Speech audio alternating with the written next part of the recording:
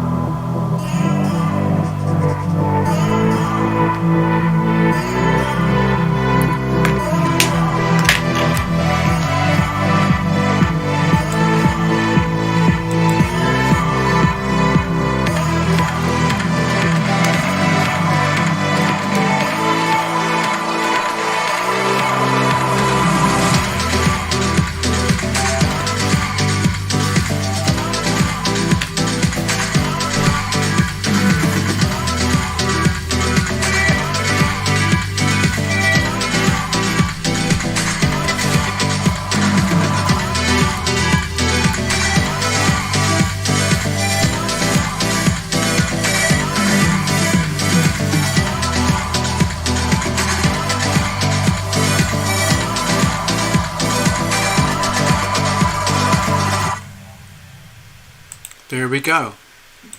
Good evening. This is your TarotLumination. Yet again, we're still here. It's amazing. Just amazing. So it all started very, very young. When I was a very tiny kid, I was begging my dad, I need a telescope. I need binoculars. Something. You know, started off with little plastic toy binoculars, toy telescopes, and eventually I got a real telescope. It was about this big and about this wide, and I could see planets. And I've been fascinated ever since. And that's me when I started. There you go. And here we are today. I'm learning something new every day. What's this? Hello, everybody. Hello, Fluffles. Hello, Ivona over there in New Jersey. Hello, Necessary over there, I believe, New York. Esther, upstate New York, but more towards Buffalo. It's been an extraordinary day. Everyone. I mean, everyone I met today was so nice. Well, I would like to mention the laws of attraction. Oh, well, you just said it. Okay, you've already answered your own situation. I was just going to say, whether you like it or know it or not, you might be radiating an aura that other people perceive as nice. And sort of like attracts like, as they say. And nice people tend to acknowledge nice people. Horrible people tend to disavow themselves from nice people because it's almost like the enemy. So it is, I would say, it is the laws of attraction in action. There you go. The laws of attraction in action. You are responsible for your own happiness. You're creating your own happiness from the inside out. Maybe it's happening unconsciously and you're thinking, wow, it's amazing. Everybody's nice. Be loving. Be loved. Simple physics. There you go. Well done, Esther. Living proof. Absolute living proof. Oh boy. So I hope everyone's okay. We've already got one reading booked for this evening. Fluffles is already lined up in advance. Thank you very much. And we'll get on with it. I put some notes there, so don't worry. I got you. And we'll go from there. Amen. Hallelujah. So, it's been an interesting time. I've had all sorts of... I'm a little bit hyper wound up because of all the stuff that I've been studying. And it got me kind of fired up. Yesterday, one of my favorite channels, mostly to do with finance, but like myself, he tends to get distracted and slip into the slimy, dangerous mud of politics, local politics, American politics. I tend to get into the complete, what do you call it? What could you possibly call it? The global sludge for the whole of the planet, okay? So I get into trouble with that. And, it's my own fault. I can't help sniffing around. And I like to understand what's going on. And part of it is because I want to validate my own impressions of what I'm sensing and feeling. And then what I like to do is validate through the planet. So I can go, oh yeah, there's that big T-square over there. Oh yeah, there's that big, beautiful sextile. Oh, I can see there's something opposing something. Oh, no wonder it's triggering my north node. Oh, no wonder it's triggering my, my Chiron or something. All those kinds of things. And of course, I do that in private readings as well. Yeah. So, a bunch of things got me really, really wound up this week, and I kept having to, voice myself, because if I keep it inside, I get very frothy. It's like I reach like crisis points, and I don't know what to do with it, so I have to vent. So I end up communicating here, just try to get it out of my system.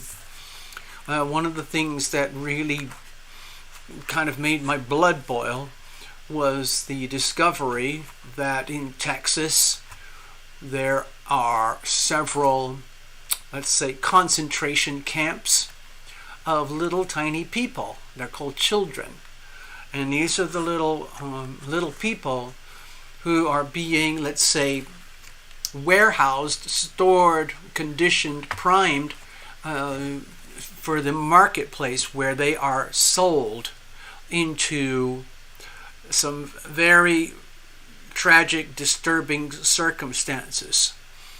You've probably seen the movie Sound of Freedom by now, so you probably know what I'm talking about. It's a very difficult, awkward, controversial subject that we're not really supposed to talk about, but it is big time, $34 billion business every year. So the traffic of moving little tiny kids into the United States, warehouse them, get them all prepped up, pre-tagged, whatever, as merchandise, and then they're shipped off to the consumer to do whatever the disgusting, evil consumer does to these little children. It makes my blood boil. I almost like I want to get on I just want to go down somewhere, and I want to become like judge, jury, and executioner. All you have to do is point me in the direction of the abuser, and I will take care of the situation. The thing is that it's happening in open air, in full awareness. It's in Texas. The governor of Texas, Greg Abbott, is fully aware of this. But how does he stop it? It seems for now he's powerless to stop this stuff. We're talking thousands and thousands and thousands of children, and let alone all the other people coming over. So it's a racket, it's a market, it's business, it's selling children. It made my blood boil. There was another thing that made my blood boil, and that was early today. Actually, it was, I think, maybe it was early today or late yesterday. One of my favorite economic channels, the Economic Ninja, he was doing a live stream, And he was touching on some awkward subjects. He gets quite emotional and worked up and fired up. And that, for some reason, it fires up his audience. But it turns out the so-called the YouTube algorithm doesn't really like him now, and so they sent a message to him. They choked off his transmission live in real time, and he was absolutely flabbergasted. Of course, you all know I've been dealing with it, since the end of 2018. My channel got throttled back. It got choked. It basically runs on fumes. It's a crippled channel, but we still keep going. And this guy Ninja, he's pretty sophisticated with the technology. He actually took one of his other devices and showed simultaneously what had happened during his show. And you could see the metrics. It's called the metrics. That shows you live analytics in real time. What's happening on your show, what's happening on your channel. It's like trying to fly a fighter jet. Honestly, to try and run a YouTube channel, it sounds easy. Oh, you just take a picture and go clickety-click. It's not. It's really, really hard to manage a YouTube channel properly. I know what's supposed to happen, but when the algorithm is basically doing that, it doesn't matter what you do as a channel opener or a channel creator or whatever. Anyway, it happened, and you could see it on the statistics. You could see the charts, and everything suddenly, the stream was completely choked. It's also happening with Neil McCoy Ward. It happens with J.P. Sears, and it happens with Dr. Steve Turley. All those channels are huge. They're, hundreds of thousands, but they still get monitored and choked. They get spankings from the YouTube curators, the censors, who do all the censorship. And it just makes my blood boil, because I'm not an evil person. I don't say evil things. I just call out stuff as I see it. And I think it's important to call out the stuff that needs to be revealed for the healing. You've got to reveal it to heal it. If you refuse to reveal it, you can't heal it. If you're aware that it's there, but you are in denial, then you are essentially perpetrating the sickness, the disease, the festering decomposition of humanity. And it doesn't have to be that way. There was, what else was it? There were quite a few other things that got my blood boiling, and I'm still trying to calm down. I haven't got over it yet. I've just been kind of pacing, living my life, but in the background, I feel like I'm like a Rottweiler or a Doberman or a pit bull held back on a very, very tight leash. And I have to take care of business, but there's no way I can undo the leash. If I undo the leash, I will cause too much damage, and I will end up being executed myself. So I have to exercise self-restraint. It's difficult. Well, for me personally, it's difficult. Now, let me go over here. Let's go over here a little bit. Thank you all for dropping by the way. Okay, so just give me a second. I'm going to pop the lid here. I'm having a little tiny bit of refreshment. This is one of these little miniature cans.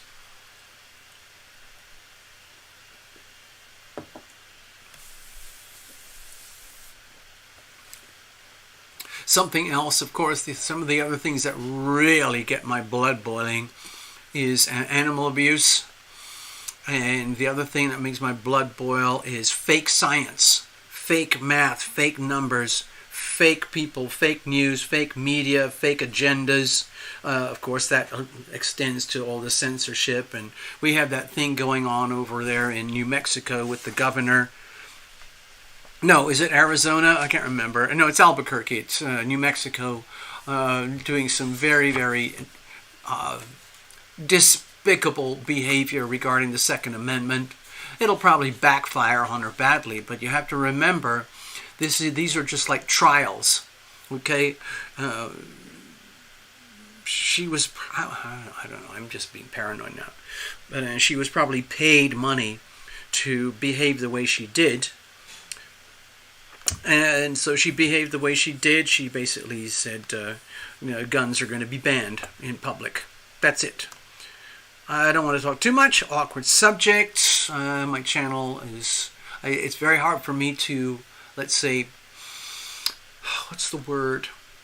Mitigate the problem when I do live streams. I can control the censorship issues on pre-recorded videos, but on live stream it's almost impossible. I just have to rely on my own ability to keep my mouth shackled.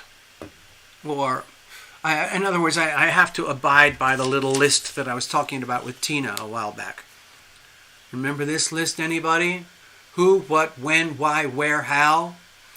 That's what a really good journalist does. They go up to the situation. Who did this? What did they do? When did they do it? Where did they do it? Why did they do it? And how did they do it? Facts. Just give me the information, give me the facts, and that can be communicated to the public, and then the public can form their own opinions. Of course, that doesn't happen anymore. All of this stuff is in jeopardy, and all this stuff, the who, what, when, why, where, how, is all manufactured now. Anyway,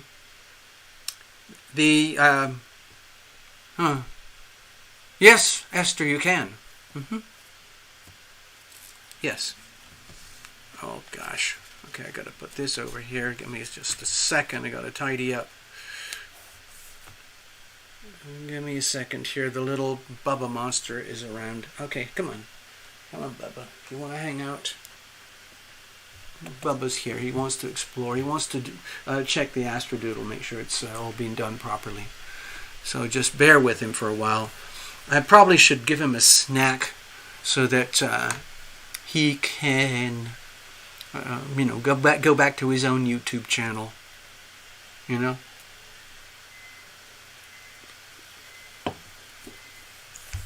We have very important stuff to do on this channel, as you know, but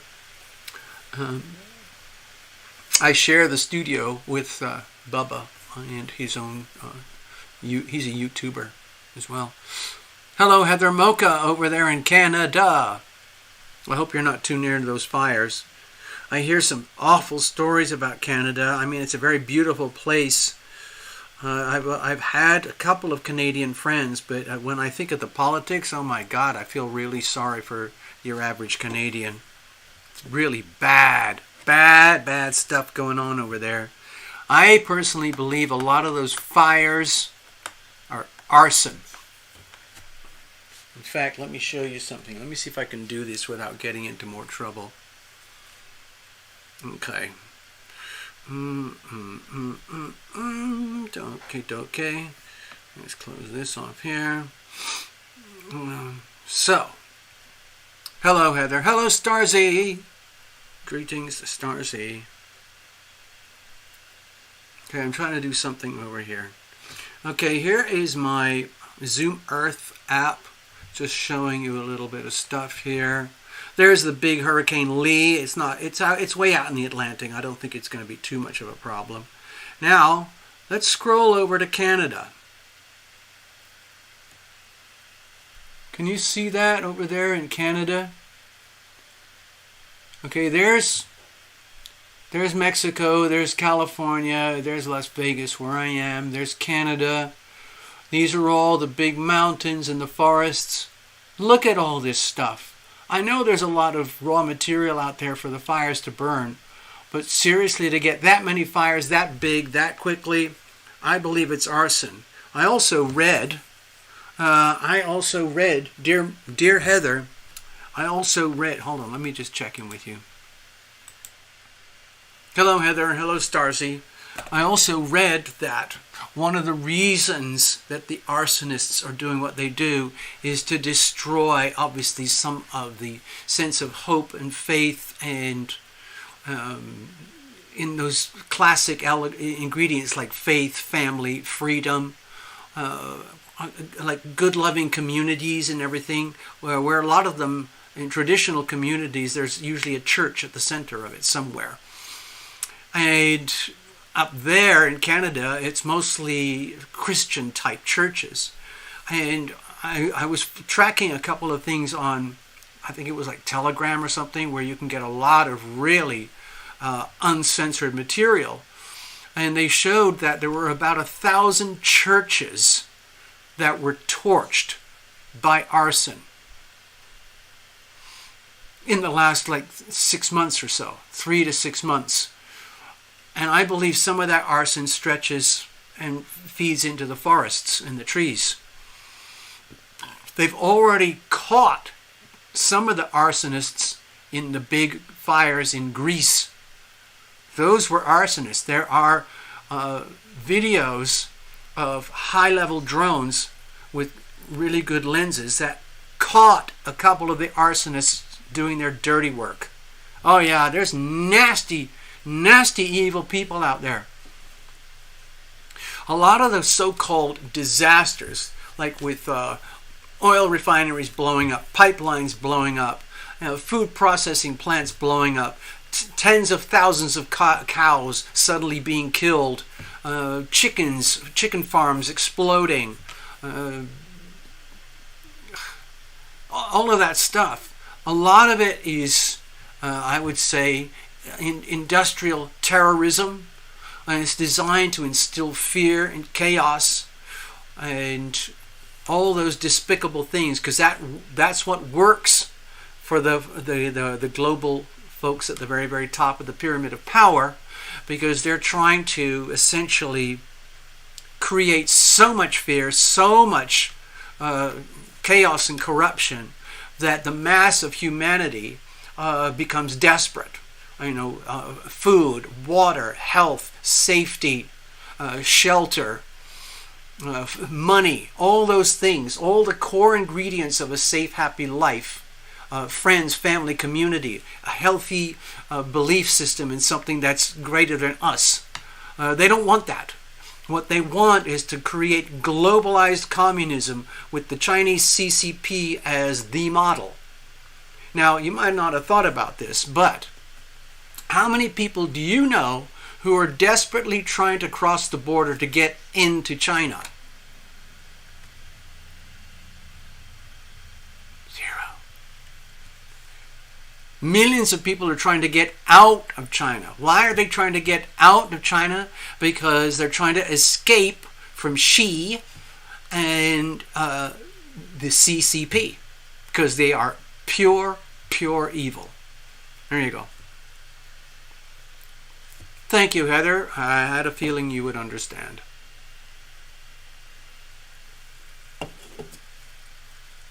So it's happening right now, and as you know, I can always track it back to the planets. And if the planets aren't evil, the planets just are what they are. They have gravitational magnetic behavior that translates into what we observe as our solar system. We have the sun at the center, and we have about the 10 amazing spherical bodies that go around and around and around and around and around and around. And it's all magnetism and gravity. It sounds crazy, but that's really all it is. It's pure physics. There's a reason why they orbit in almost perfect circles. They're not perfect circles, by the way. They are ellipses.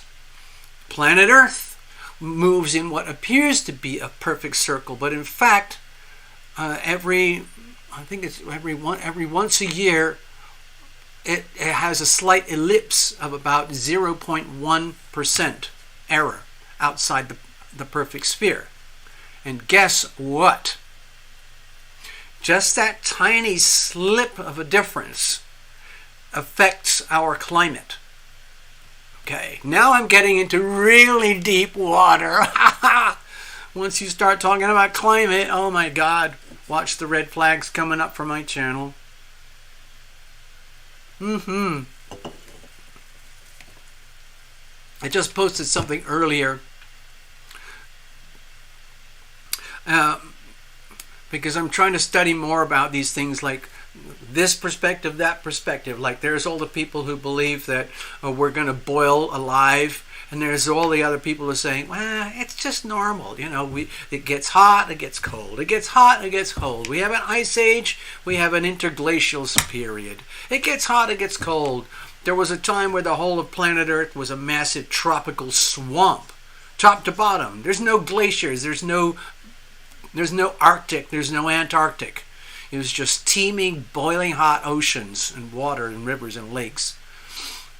And the plants were very, very big, and the animals, some of the animals loved it.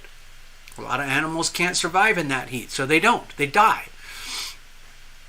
And human beings, we happen to be living in a time period right now, in terms of like the history of planet Earth. We've only been around as what you could call, I guess, hominids or Homo sapiens or something like that. And we get very, very picky, very, very fussy, because we live in the moment. We have, like, some Americans now live up to 80 years old and more. Didn't used to be that way. Back in the Stone Age, you were lucky to get to your first Saturn return. That would be like 30 years old, because your physical life would be very, very brutal. You would be a hunter-gatherer, and you didn't have things like guns, knives, computers, laptops. The only thing you could do was hunt for food, kill it, cook it, eat it, repeat, and find a way to get shelter. And that went on for a long time. But anyway, people evolved, and we are here today where we examine things at the microscopic level. My personal opinion is that the world climate has been so comfortable for the last couple of 100 years, and alongside with the discovery of Uranus, Neptune, and Pluto, human people started to evolve very, very rapidly after thousands and thousands of years of flatlining. All of a sudden, whoa! So they went from about 1.1 billion over thousands of years of population, and suddenly exploding over 100 years up to 8 billion. So we've reached saturation. We could still probably go up to 11 billion. But anyway, hi Tina. Okay. And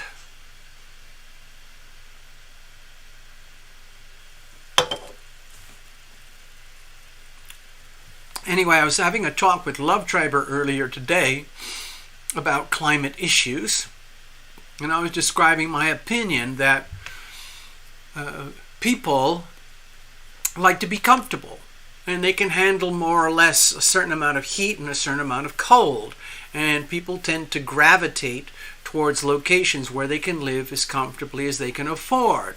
Typically that's near water, like rivers, lakes, oceans of some kind, and something with a decent temperature. Las Vegas here is extremely hot. Over the summer we had about a couple of months where it's up to 115, 120. It doesn't get too cold. It doesn't really get cold in winter. And then I've lived in places where it's regularly well below freezing in winter. So you kind of get used to it. I'm better off in cold weather. But in general, if you had to squash everything down and distill it into one place, the most optimal temperatures for human function are around 65 to 75 degrees Fahrenheit, which is, oh God, what's that, like 26 Celsius or something? Anyway, what you'll notice is if you look at the, what do they call it, brain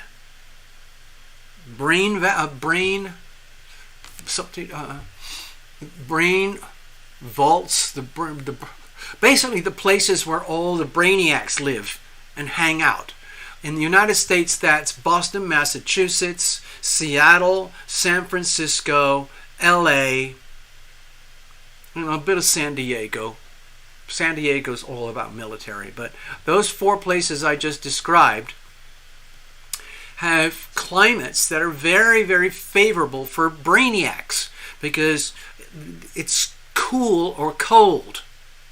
At the Pacific side, San Francisco, LA, and Seattle, it's perfect for brainiacs because everything is hovering around 65 to 85, maybe 55 to 75, something like that. So you never overheat. When you get up to the high 90s, your body goes through a horrible event. When it goes above that, to me, it's game over. You're just surviving off willpower. Anyway, so people like to converge in places. There's a reason why Los Angeles, San Francisco, Seattle are very, very expensive because the climate is very, very attractive, comfortable, appealing. And of course, a lot of it is very beautiful in terms of nature. But anyway, I digress. A lot of us can't afford that. So you have to find compromises and alternatives. There's some amazing beauty in the Midwest in America, and it's a fraction. It's like 1/10 of the cost. But some people like to be by the ocean. They like to surf or whatever. Tina, you have money. I got money. Thank you, Tina.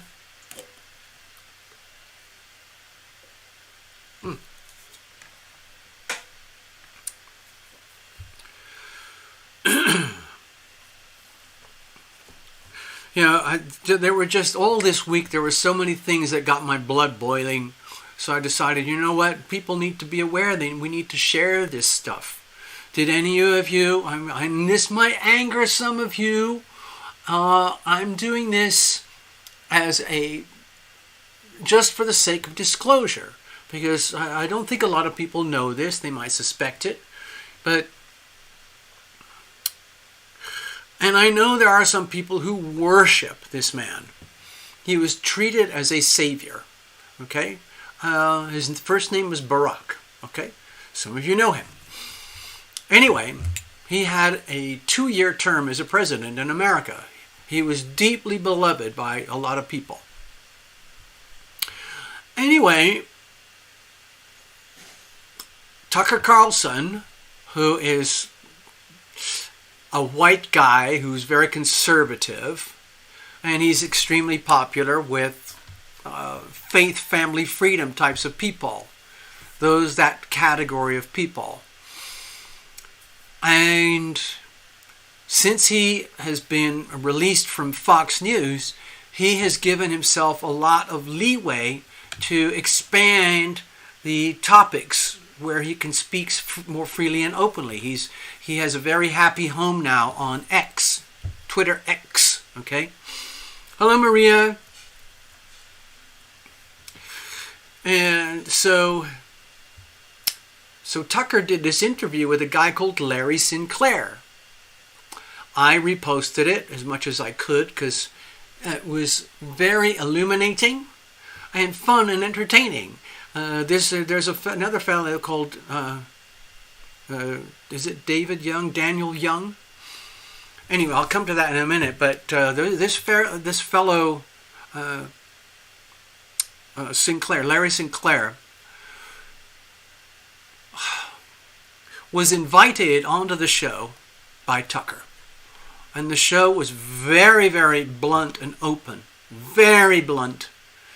No holds barred in terms of language. And it was basically a whistleblower tell-all story about Barack and his love affairs with other men. And Larry Sinclair is one of these guys. And he went into great detail. And it's in a book. And I don't know if it'll ever get much distribution. And anyway, so there you go. There's this story. You can see it on Tucker on Twitter, X. I found it very amusing because it opens the door to a greater understanding of Barack. and it explains a lot of stuff, and it's a relief. It makes me kind of go, ha, okay, so I'm not stupid. My eyes and my senses are not lying to me, okay? I know, it's shocking. I know, Esther, it's absolutely shocking. There's another fellow, I said there, his name was Daniel Young, or David Young, or something like that. And he was another boyfriend of Barack. And just before the 2008 elections or whatever, there was all the big froth and the fervor. You know, every 4 years we get the elections, everything gets very, very spicy on the media. Who's going to win? Who's going to win? Let's find all the dirt on all the candidates. And let's start pointing fingers and naming and blaming. And then this fellow Barack comes along, and he opens the floodgate because he represents a fresh new energy. And people fall in love with him. He's like a savior. Vote for me and I will save you. Classic ingredients to be a president. And so he gets elected, and he presents himself extremely well. But the presentation is a little bit out of alignment with reality. But I figure he had to do what he had to do. Otherwise he would be heavily judged and maybe not quite eligible for the job. Anyway, that kind of got me all riled up as well. There's a ton of stuff, but yeah, I hear you, Esther. I know Donald, he's a very, very bombastic character. A lot of people literally hate his guts.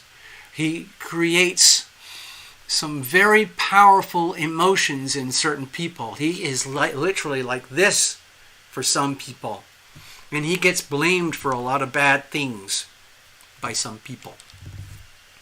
It's opinions. Everyone's entitled to their opinion. But anyway, I love to blame it all on the planets. So let me go to the stage now. You might notice there's been a bit of a shift. We don't have that big fat grand Earth trine at the moment, but we've got segments, okay? Otherwise there would be a big fat one over here.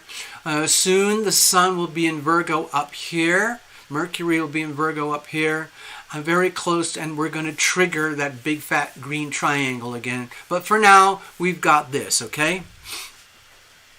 So, at the moment, this is my hotspot here. We've got the traditional hotspot I've been talking about for months. This is the North Node axis here, the Aries North Node. Deep hard square to Pluto in Capricorn. Libra, Aries, Capricorn. Capricorn is a hard square to Libra. Capricorn is hard square to Aries. That's super high tension. What's happening in general, I'll just do a quick recap. People who subconsciously lean on other relationships, pre-existing status quo relationships, especially to do with money, friends, close family, belief systems, where you abdicate your own sovereignty to something that appears bigger and more genuine and trustworthy than you. And you only discover later on that, oh my God, what was I thinking? We're talking about redundant relationships, redundant trust in relationships where you end up discovering that the one that you trusted becomes the most open enemy you can imagine. So you have no other option except to resort to your sovereign self. A lot of people don't want to do that. They don't want to be 100% responsible for themselves in every aspect of their lives. They would love to abdicate that energy and blame it on someone else. Like, oh, I didn't know. I didn't know the bank was doing this. I didn't know my spouse was doing that. I didn't know my investments were doing this. I didn't know my teachers were doing that to my kids. I didn't know that my behavior was criminal. I didn't know that. And other people relationships as opposed to the sovereign self. This is a huge wake-up call to filter your relationships, reject anything and everything that is redundant or fake or unworthy of you, and focus on being the best person that you can be for you, because that's ultimately the best person you can be for the others, okay? So that's still going on. We still got that. In the background, we still got the sextiles here with Neptune. My personal opinion is that this big fat sextile here is allowing some of the really tragic, unhealthy expression of Neptune to amplify itself. And some of the tragic, karmic aspects of unhealthy expression of Neptune are being expressed here. For example, a lot of stuff that's going on in China. Very, very, very scary. Very, very tragic. You can hardly see it here in Western media. But believe me, China is in very deep trouble. Very, very sick country. Anyway, we got this. You see this agglomeration here? We got very powerful, strong, harmonious energy of trines. These are comfortable aspects here. The Virgo Taurus stuff, okay? And at the same time, we've got some very harsh aspects with Venus, the sign of money, and Jupiter and Uranus over here. So I'm going to focus on money. The world of money and finance and global finance and banking is in a state of absolute chaos, upheaval, turmoil, and evolutionary leaps. We are inevitably going to what's called the CBDCs, central bank digital currencies. We are inevitably going to a decentralized financial system. It's going to take years to play out. I'm guessing 5, 10, 15, 20 years to play out. And it's going to be a war. It's going to be a war between fake money and real money. Fake money as represented by the status quo that we have today. The status quo that we have today is desperately trying to create the CBDC so that they can perpetuate their fraud for decades or centuries to come. And they're hoping to do it without any of us, without any of we the people noticing. But certain people like myself and some of the financial channels that I like to study, we're fully aware of the evil agenda of the CBDCs. You need to be aware too. Do your own research. What is a CBDC? You might want to study that. You might want to discover that there's a very evil side to the CBDCs. If you think the United States Federal Reserve banking system is evil, wait till you see the Fed CBDC. The next thing over here is with Uranus and Taurus. Again, that's all about massive financial upheavals. It's happening simultaneously, so we're seeing both at the same time. The beautiful thing is that we are getting financial evolution. We're getting a system that is becoming stronger and stronger every month, every year, regarding the ability to reclaim sovereign wealth, sovereign finance for you, the individual person, in a parallel world to the fake money that we have today. The fake money is the enemy of real money. Real money is the enemy of fake money. We're seeing it both simultaneously. We're seeing the blossoming of this amazing, it's ultimately going to be cryptos, okay? Do your own research. But cryptos are the enemy of CBDCs, okay? Let's look at it that way. That's the money aspect here. Venus, Leo. The Leo energy wants us to be in charge of our own money, our own finances, have our own sovereign wealth without our wealth being stripped by these evil elite globalists and their banking system. I know I'm doing everything I possibly can to study and learn how I can live more and more in my sovereign self with my own sovereign wealth and stay as far away as possible from the CBDC world, okay? So there's that going on simultaneously. Also, of course, you might have noticed Jupiter's pretty close to Uranus right now. The other aspects here are massive upheavals with climate, hurricanes, tornadoes, volcanoes, typhoons, flooding, drought. What did I miss? I think I got it all. These are repeated themes. It's going to go on for years. We still have a couple of years left with Uranus in Taurus, okay? When it gets to Uranus in Taurus, 29 degrees, we're going to see chaos. Financial chaos and planetary chaos. Earthquakes, volcanoes, fires, hurricanes, tornadoes, flooding, drought. All that good stuff. Now, there's going to come a point eventually where Jupiter's retrograde, Uranus is retrograde, but they're going to turn direct, and Jupiter's going to catch up with Uranus. And that's all the crazy stuff right now with climate, fires and all of that. That's going to be amplified. Okay, so in other words, if you got a flood, it's going to be a mega flood. If you got lightning, it's going to be multiple lightning. If it's drought, it's going to be mega drought. Whatever it is, it's going to be amplified by Jupiter as it gets very close to Uranus. So just giving you some heads up. I've got 3 other videos that I'm going to make, but there's no rush because we're looking years ahead. I mentioned that a while ago. Some very important dates for your calendars, because this is going to be representing extreme turbulence here on Earth.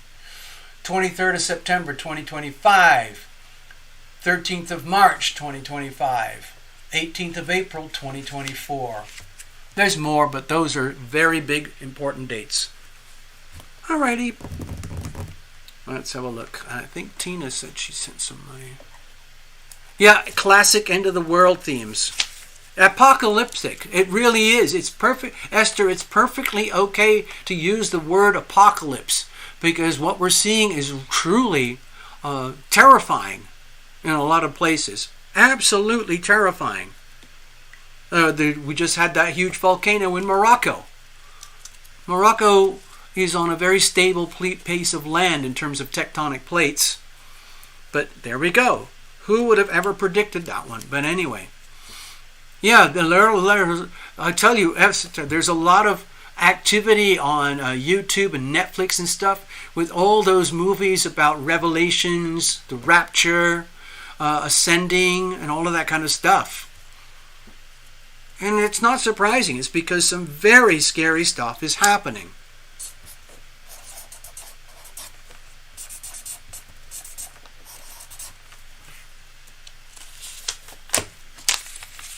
Alright, so we got a couple of readings to do tonight.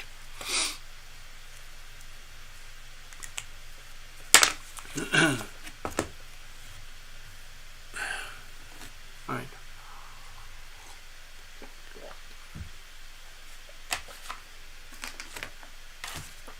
Alright, so let's go over here.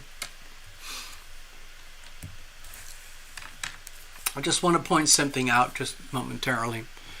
We've just passed through this very bumpy, turbulent phase over here where Venus just turned direct at the same time that Jupiter turned retrograde.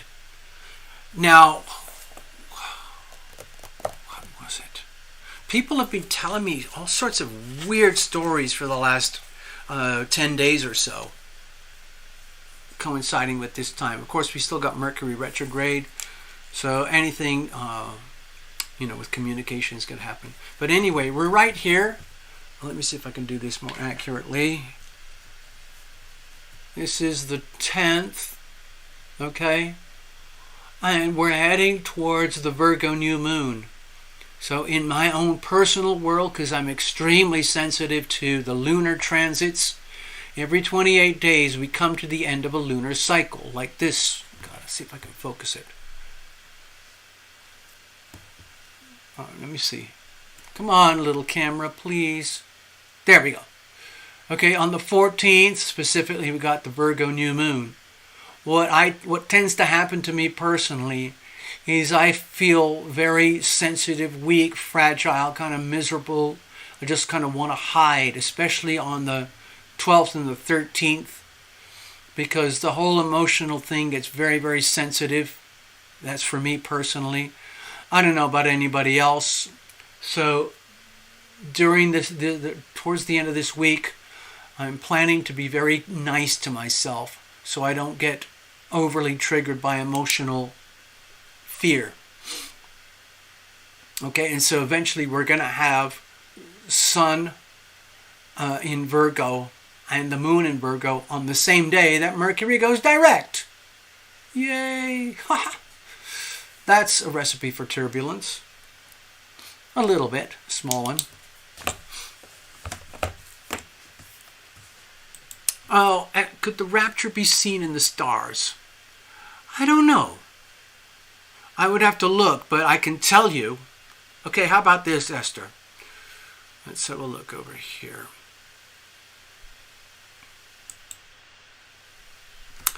All right, those 3 days that I mentioned, give or take, a few weeks each side of those dates, maybe a few months each side of those dates, they are very significant in the terms of the astrology. And we're going to feel it here. Typically, Pluto, I talk about it a lot. Pluto has a roughly 250-year cycle.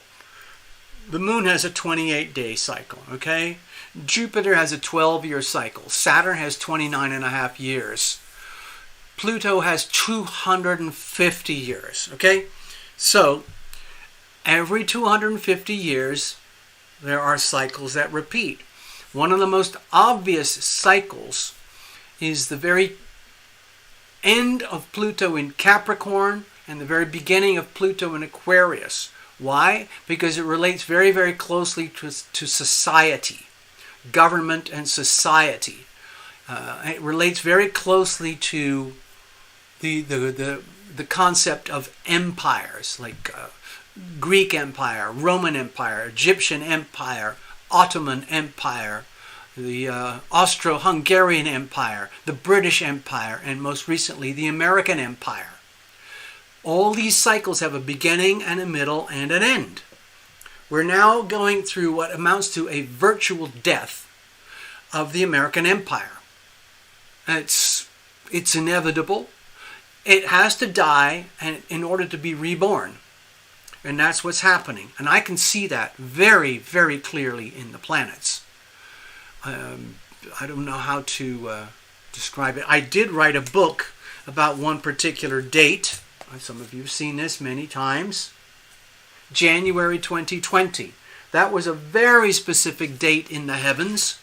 I could see it in the charts, multiple charts from astrologers, astronomers, deep science.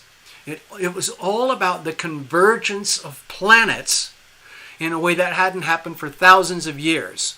So we had Jupiter, Saturn, and Pluto all converged 27 degrees Capricorn.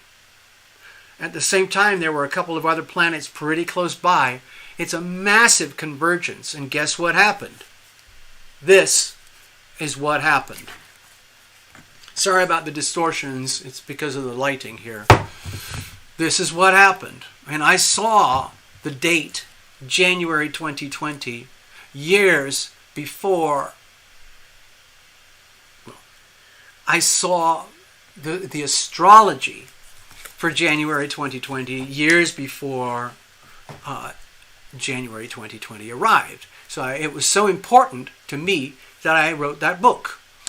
Now, I don't know if I'm ever going to write other books again. I have such a history of failure and disaster with creative projects that I get heartbroken and I have to find a lot of inspiration to want to go back into that world of creativity. So, with those dates that are coming, I'm either going to have to make some very special videos, or I might even write a little short book that includes all three of those dates, because they're all very, very important. I can tell you, let me just see if I can find one over here. Let's see. Yeah, 23rd September. There's a kite. In some ways, Neptune, Pisces, there's a big 29, Uranus, I'm sorry, I'm talking to myself out loud. Okay, here it is. Gemini, Aquarius, Libra. Okay. All right. For example, Esther, you brought it up. Yes, we're looking at years before. I'm looking at 23rd of September 2025. The reason I can see it so clearly in astrology is because it shows up as what I call sacred geometry. Really precise. In fact, it is a trine. It's at the 0 degrees Gemini, Libra, and Aquarius. So we're talking about the energy of cusp. I don't have the planets marked very clearly right now, but it is a very, very precise moment in time where the planets are aligned in such a way, in the way that I do astrology, that you would see a big, fat, green triangle. The beauty is that it's a big, fat, green triangle, so it's very harmonious and very powerful. The scary thing is that it's right on the 0 point cusp. So, I don't know, I have to do more study, but I'm telling you, it's going to be a very significant moment in history. Okay? That's just an example. Okay? All the 3 dates that I'm describing right now are still not as significant as January 2020. But that's history now. We've lived through that, and we're living through the shock waves. Believe it or not, we are still living through the ripples and shock waves of what happened in January 2020.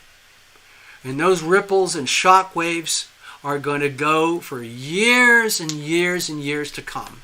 I'm looking at it over another 5 to 7 years at least before we grow out of it and the ripples become almost undetectable.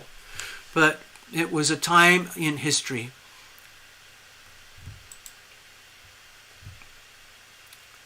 Alrighty, so where are we now? The wise men saw the stars. Yes, That's his birth. That would be interesting. I've never done the astrology of Jesus.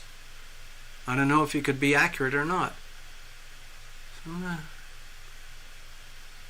Sometimes we're all living on our own apocalypse. Yeah.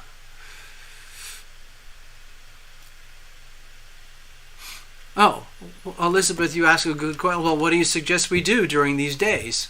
The most important thing is to find a way to be your most sovereign self.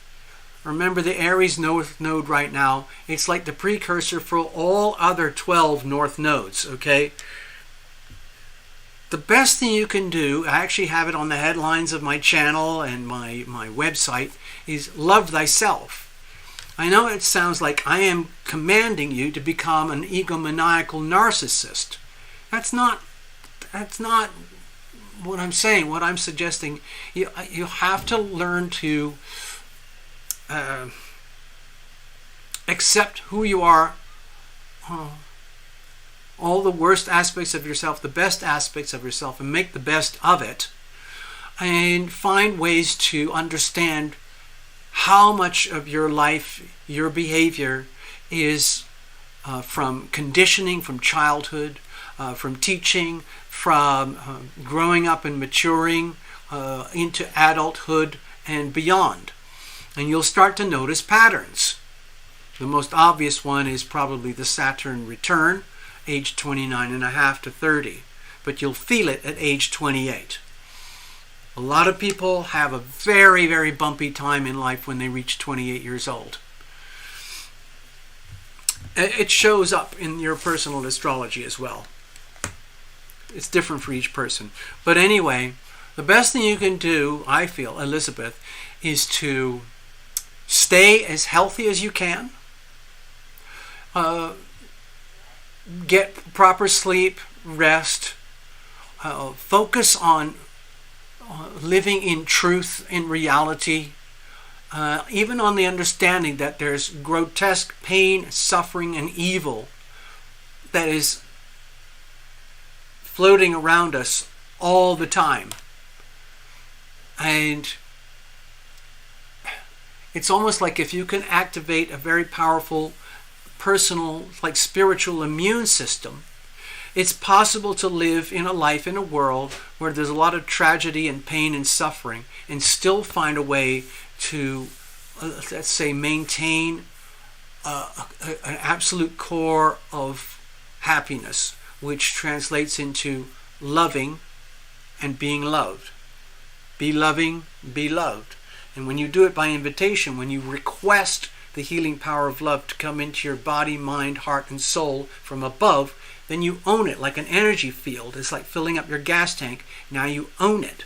And now you can share that by dissipation, by dispersing and sharing that energy outwardly. But it's very easy to be depleted. So it really helps if you constantly check in with your invisible friends, your angels, your God, and your Savior, whatever that is, and ask for divine intervention. Ask to be guided, ask to be protected. Divine guidance.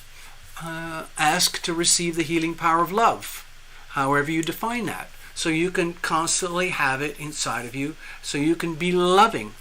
And then the laws of attraction kick in. Be loving, be loved.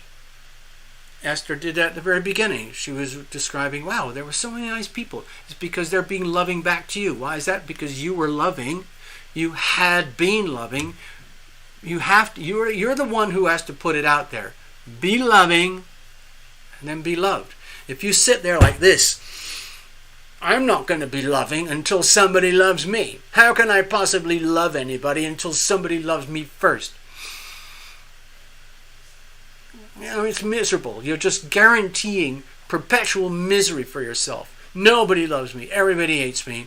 Well, I don't care. I'm just going to continue to be nasty and opinionated, and I'm going to complain and moan and do as little as I can to get as much as I can. And if anybody pisses me off, I'll just go at them. Can you see how that just feeds on itself and just makes your life even worse? A lot of people live like that. They don't even know they're living like that. It's conditioning. It's so easy to live in fear. So how do you rise above it? You have to take full ownership of yourself.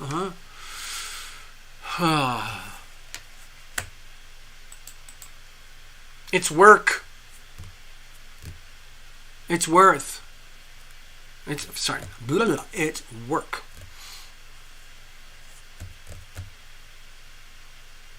No, Esther, that's good. That's healthy. We need that.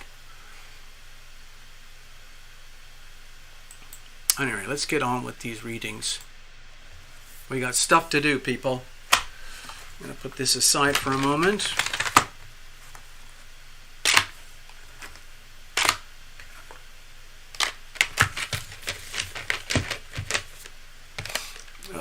Okay, this goes over here. I'm just tidying up so that we can get on with the show. That goes over here. I'm going to tuck this aside in case we need it.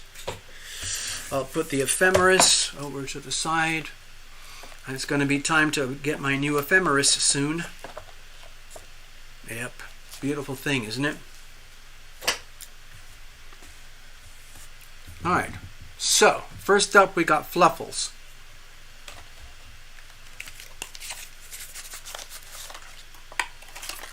Okay, make sure I got all the cards for the whole deck. Cards are already well shuffled in advance. Thank you very much. Oh, hold on, Esther. Let me just check. I forgot about that. Yeah, I think I owe you one anyway, don't I?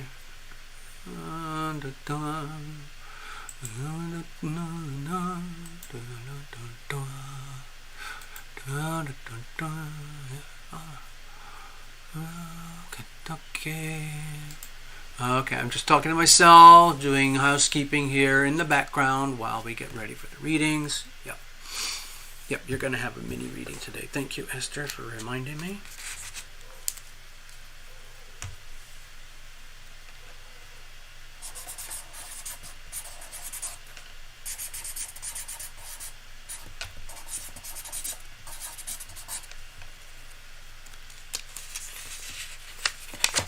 There we go. That's probably all I can handle for tonight anyway.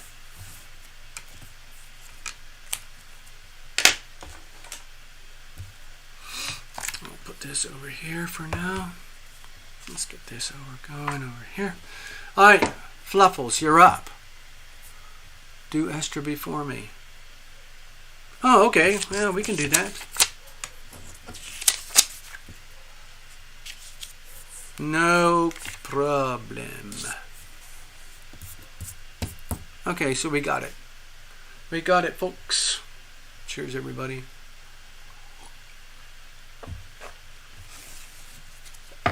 All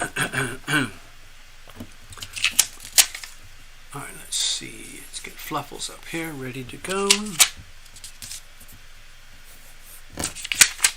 And that'll be that.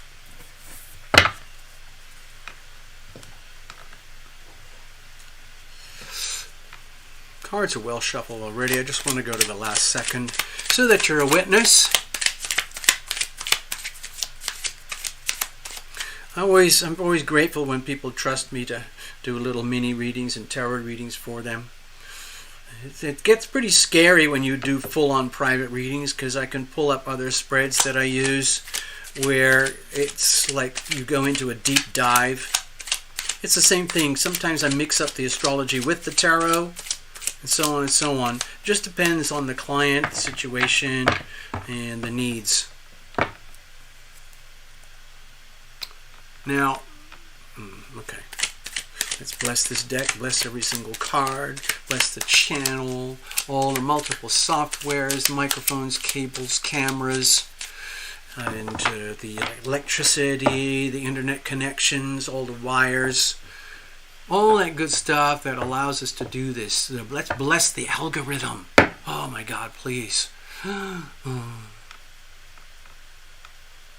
Yeah, Tina, don't worry, I understand.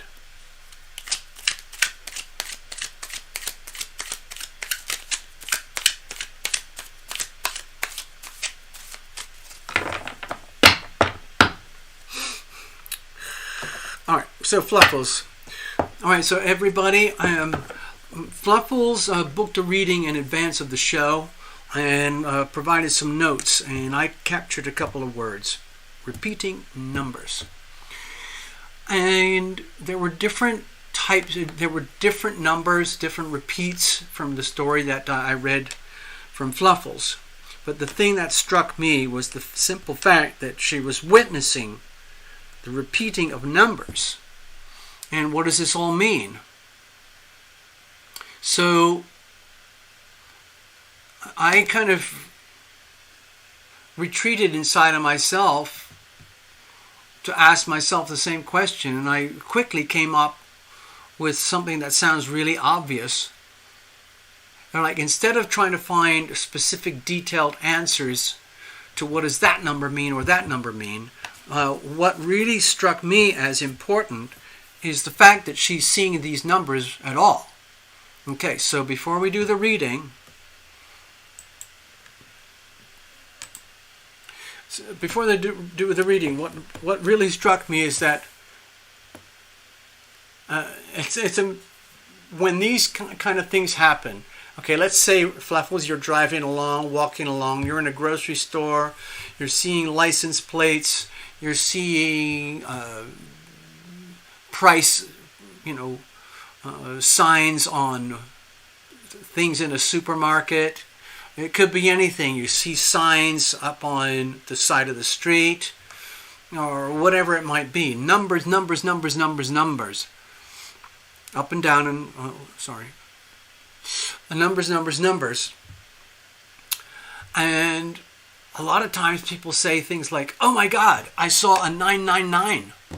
Oh my God, I saw a 555. Oh my God, I can't believe it. I just saw 000. And so on and so on. And you're going like, wow, what does that mean? What does that mean? Now, there's this cool website. I can't remember it, but she seems to be very popular with her interpretations about what these numbers mean. So that's something you can do on your own. Do your own research. What concerns me is the fact that you're witnessing this at all. So, before I even do the reading, I'm going to give an opinion. My opinion is that the whole point of this experience is like a subtle way for your invisible friends, your angels, heaven, for God to give you a kind of a nudge and a wake up to understand that there is more going on to your life and your world besides your existing consciousness. Okay? So, sometimes it goes in waves. And let's say you were seeing these repeating numbers. Like, what the hell does this mean? My feeling is it's like the universe is talking to you.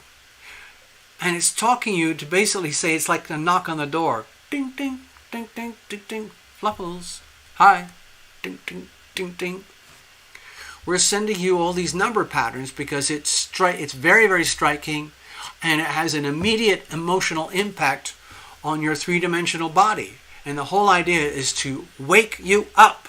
It's to shake you up. It's almost like to release the pituitary gland, release the pituitary, the amygdala, the hypothalamus, whatever it is. I think especially the pituitary, which is connected to the great beyond, to the world of divinity, through, the Pisces, Neptune, 12th house vibes, the connection with heaven, the connection with universal love, where you get a glimpse of life in the world beyond three-dimensional existence. And then you start to realize, oh my God, I'm going insane. I can't take it. I'm starting to get visions. I'm getting apparitions. I'm hearing people talk to me. All of that stuff. So before we even go any further, I'm saying, Fluffles, to me this is like a gentle wake up that your angels, your God, is speaking to you. Basically saying, hello, I'm right here. I'm literally right here. And just FYI, you're going to be getting messages. It's called intuition. You might hear a message like, what was that? It's like someone was talking to you. It's a message. Your angels are talking to you. Your God is talking to you. Okay? The pineal gland is in the brain. Yeah, that's the one. The pineal gland. That's it. Sorry, Esther, I can't remember. There's so many bits and pieces. Like there's the pineal, the pituitary, the amygdala, the hypothalamus. I can't remember them. The pineal gland. That's the one that connects you to heaven, isn't it? Am I right, Heather? Am I right? Anyway, just please put it in there. Please correct me if I'm wrong. Thank you very much. Anyway, Fluffles, that's my little preamble before we dive into your reading.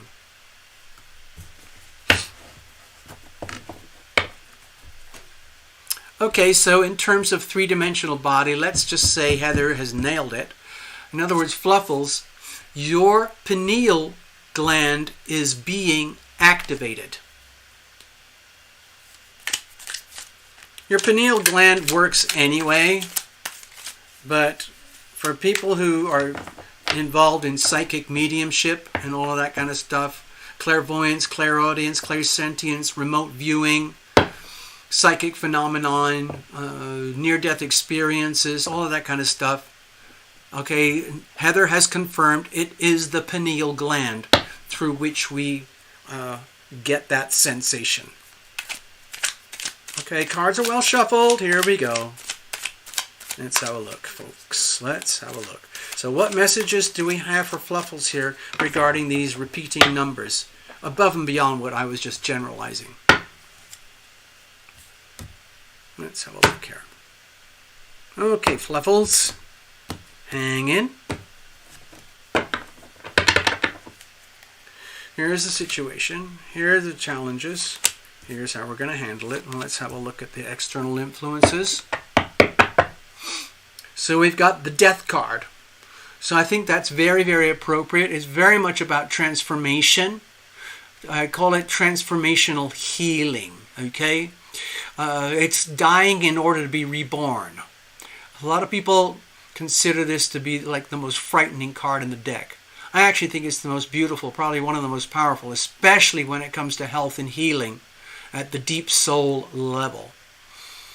So with the death card here as the external influence, my feeling is that the message is that what you're dealing with, Fluffles, is essentially a form of transformation.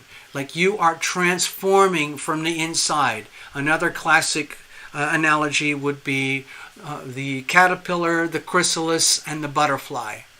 How many caterpillars do you think are aware that they're going to become a butterfly by going through the phenomenon of a chrysalis? Typically not. I would imagine if I was a caterpillar, I would believe I'm a caterpillar. And then whoosh, they go through this mind-boggling transformation and they come out as a butterfly. That's what we're talking about, okay, Fluffles? And I think these repeating numbers are an indication that you are now entering the world of transformation. You are kind of at the point where you are entering the chrysalis phase. And at some point you will go through that and you will be transformed through the power of transformational energy healing. And then you'll come out the other side a new version of Fluffles, the butterfly version of Fluffles as opposed to the caterpillar version of the Fluffles. They're both beautiful in their own way. Anyway, let's have a look. What's the situation itself? Happiness. The Nine of Cups here. My feeling is that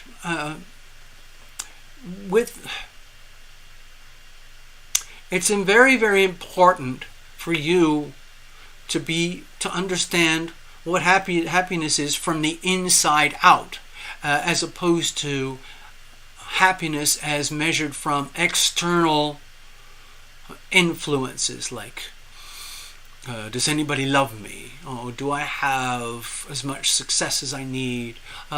Is my car cool enough for me? Are my associations in this life, in the world, making me happy? In other words, am I hanging out with the cool people or the cool crowd? In other words, to me, I feel there's a big question mark here, like externalizing happiness, the way they do it on television with marketing. Like, do you have the right makeup? Do you have the right anti-zit cream? Do you have the right, let's say, are you the right society? So you have to have and get all those things in order to be happy. Well, question is, what about happiness? Why not just simply choose to be happy from the inside out, and then see what happens to the external?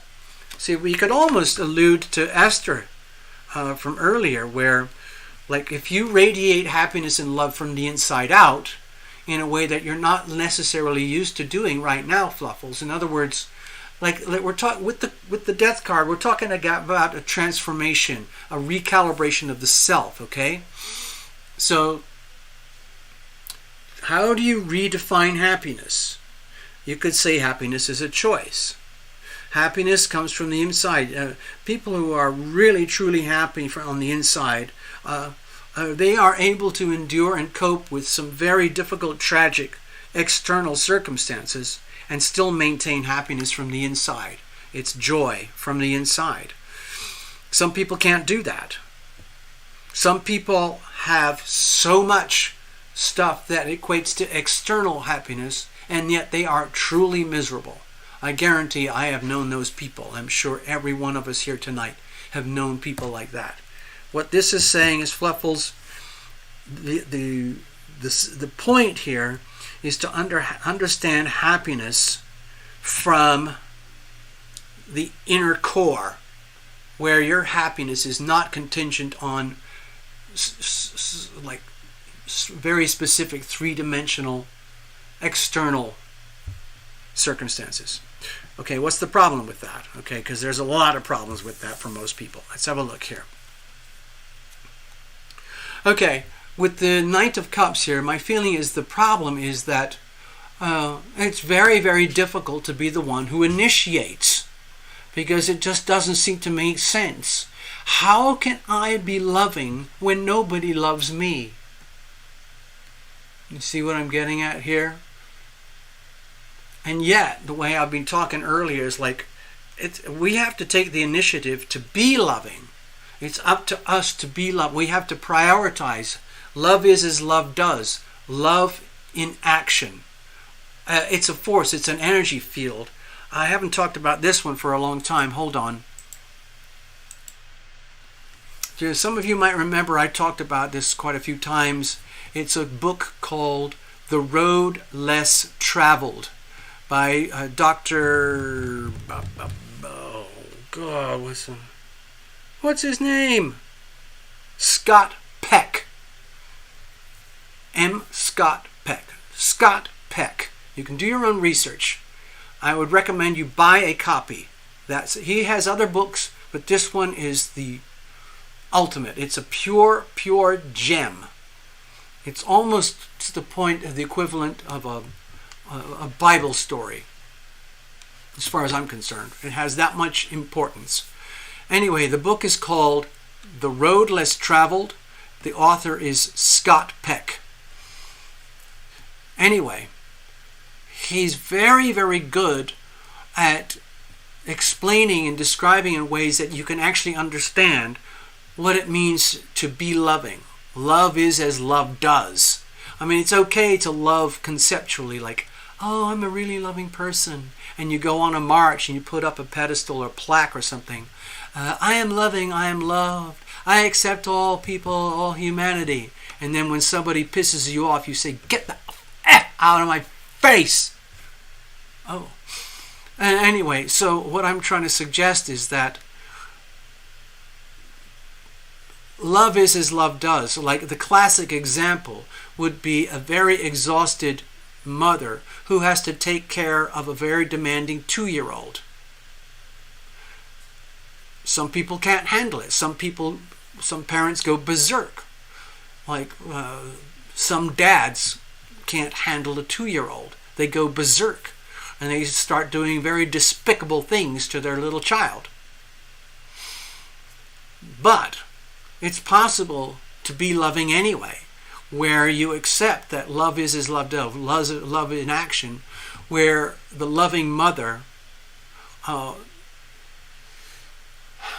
accepts the challenge and learns to live with lack of sleep, learns to live with extreme frustration, like, oh, I can't go out and be with my buddies, I can't have enough time or energy to, have a good night's sleep, or do all the chores or the laundry, or even have fun and go out with my friends, because your life is so consumed by a highly demanding 2-year-old.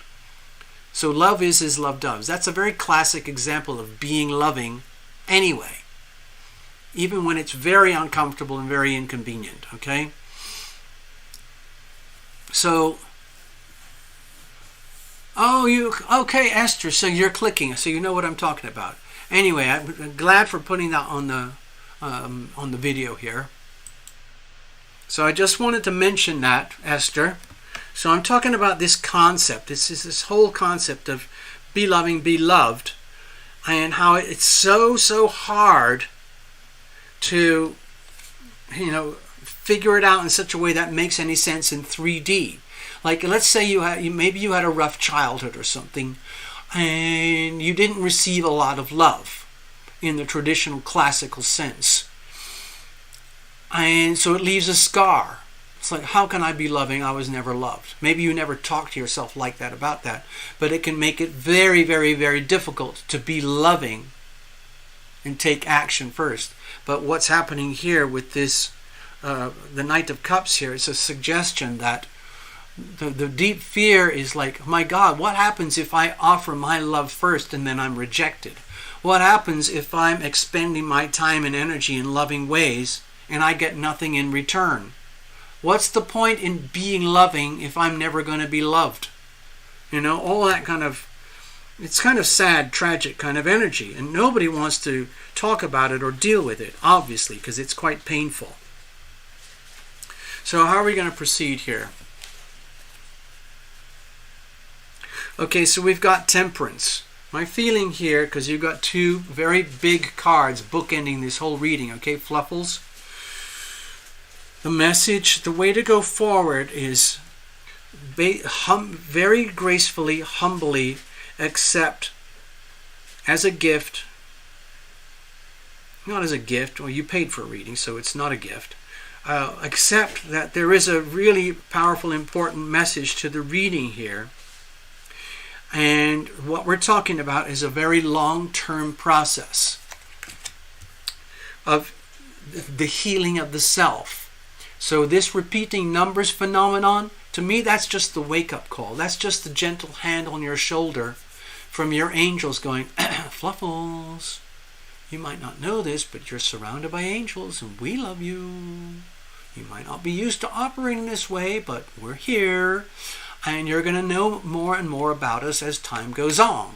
You need to get started to get used to seeing more and more numbers. You might start hearing things. You might start seeing things. You might start noticing things. You might start dreaming things and feeling things that you're not used to. Well, guess what, Fluffles? It's your invisible friends. It's your guardian angels. It's your archangels. We're here to help you. We want you to learn how to be happy from the inside out and to heal yourself. We want you to move from phase 1, caterpillar version, through the chrysalis and mature and blossom into the butterfly version of you. But it's a very slow, gentle process. It's going to take time, okay, with the Temperance card here, Fluffles. So it's like, be gentle with yourself.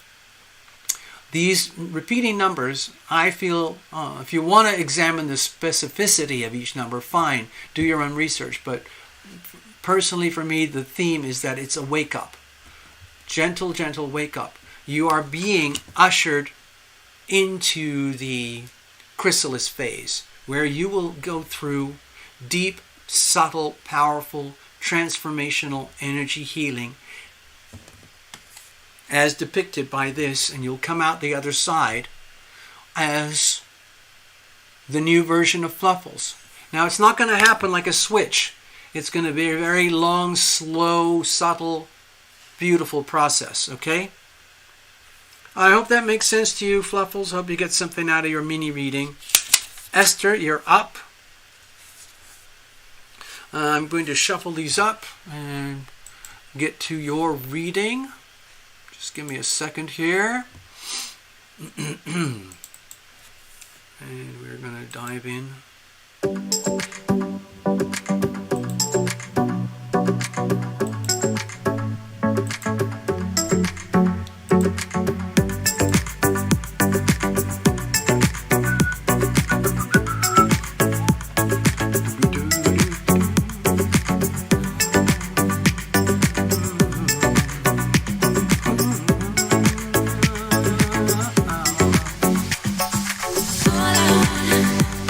All I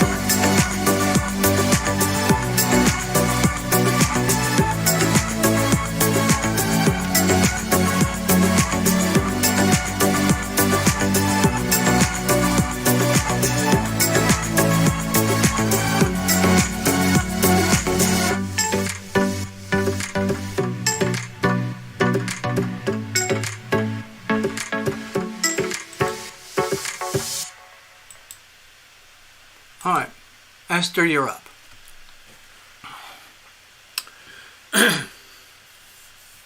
Now, if I recall, way early in the video, you said you wanted to do a blind reading. Let me just check. Oh, I think so. I get a mini reading. I'm scrolling through the chat. Give me a second. Where am I? Where am I?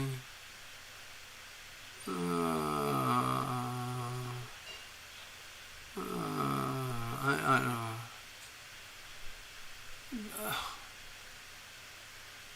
know. Okay, I'm still trying to...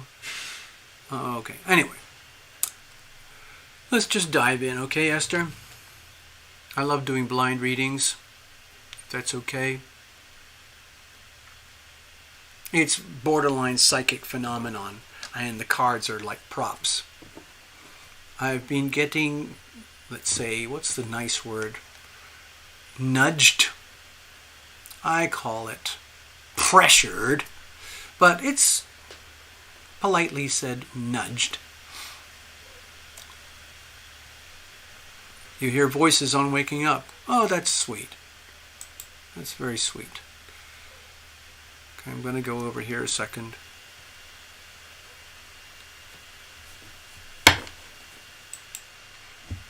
So some of you know that we get occasional visits from our invisible friends, and some are very vivid, very present, some less so. Some of you know that Path Traveler has been visiting now and again. She's getting around, by the way. Some of you might remember Robin's Realms readings. She sometimes hangs out here. She's a reader herself. And she got a visitation from Path just a few days ago. There you go. So Path is very much alive and well, but she just happens to be on the other side. There you go. So I don't know what's going to happen with all these psychic readings and stuff. Well, I don't know. Well, I'm a little bit... I've done them. I've done plenty of psychic readings, and it's kind of disturbingly, frighteningly accurate. But they've only ever happened according to divine guidance. Nothing before, nothing after. They are literally like precision sniper phenomenon. Yeah, it's like channeling. Channeling's... I don't know. I'm talking about psychic mediumship. In example, actually, if you want to know, we haven't done this for a long time, but on my channel, Esther, I'll get to your reading in just a second, but we're talking about I'm talking about psychic stuff right now. It makes quite a bit of sense because we got Saturn in Pisces, Neptune in Pisces, and they're both retrograde, and the whole Pisces, Neptune 12th house is very much associated with psychic phenomenon and the pineal gland. So there are periods in life where I have been so psychic, it's just like, I can't do this, I don't want to do this, I don't want to see that, I don't want to see that, I don't want to feel that, I don't want to know. Anyway, some of you know I used to work as a psychic, what do they call it, technical advisor, consultant on a TV show. We're going back 19 years ago. And I was the technical advisor. And the whole idea was putting these psychics and mediums and doing psychic phenomenon on a TV show. And the producers, the director, and the production managers, the first assistant director, they typically have a TA, a technical advisor, very, very close on standby at all time in case there's an issue with the subject matter. Like on some of the big cop law doc shows, cops, lawyers, and doctors, there's usually a technical advisor where there might be an issue regarding very specific language for police and doctors and lawyers and stuff, and they have to get it absolutely perfect so that the performance in the TV show comes across as utterly genuine.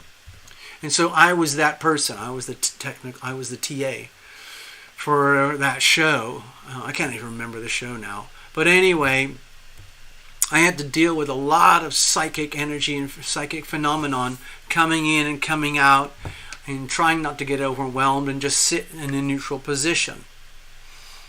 So that's a bit of background, but I have many, many years of psychic experience before that. And I was traveling, I was in Nashville, and there's a story about it on my channel. You know, when you go to a YouTube channel, there's things like home, videos, live, shorts, playlist, all that kind of stuff. If you go to the playlist page, you will find a playlist for story time.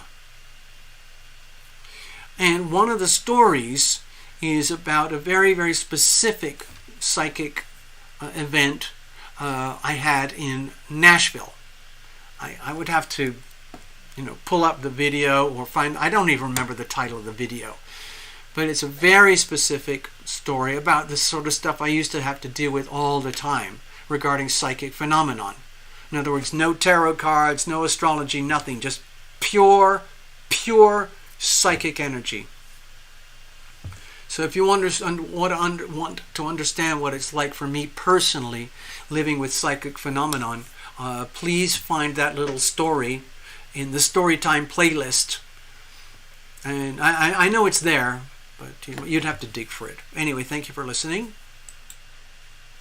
Esther, you're up.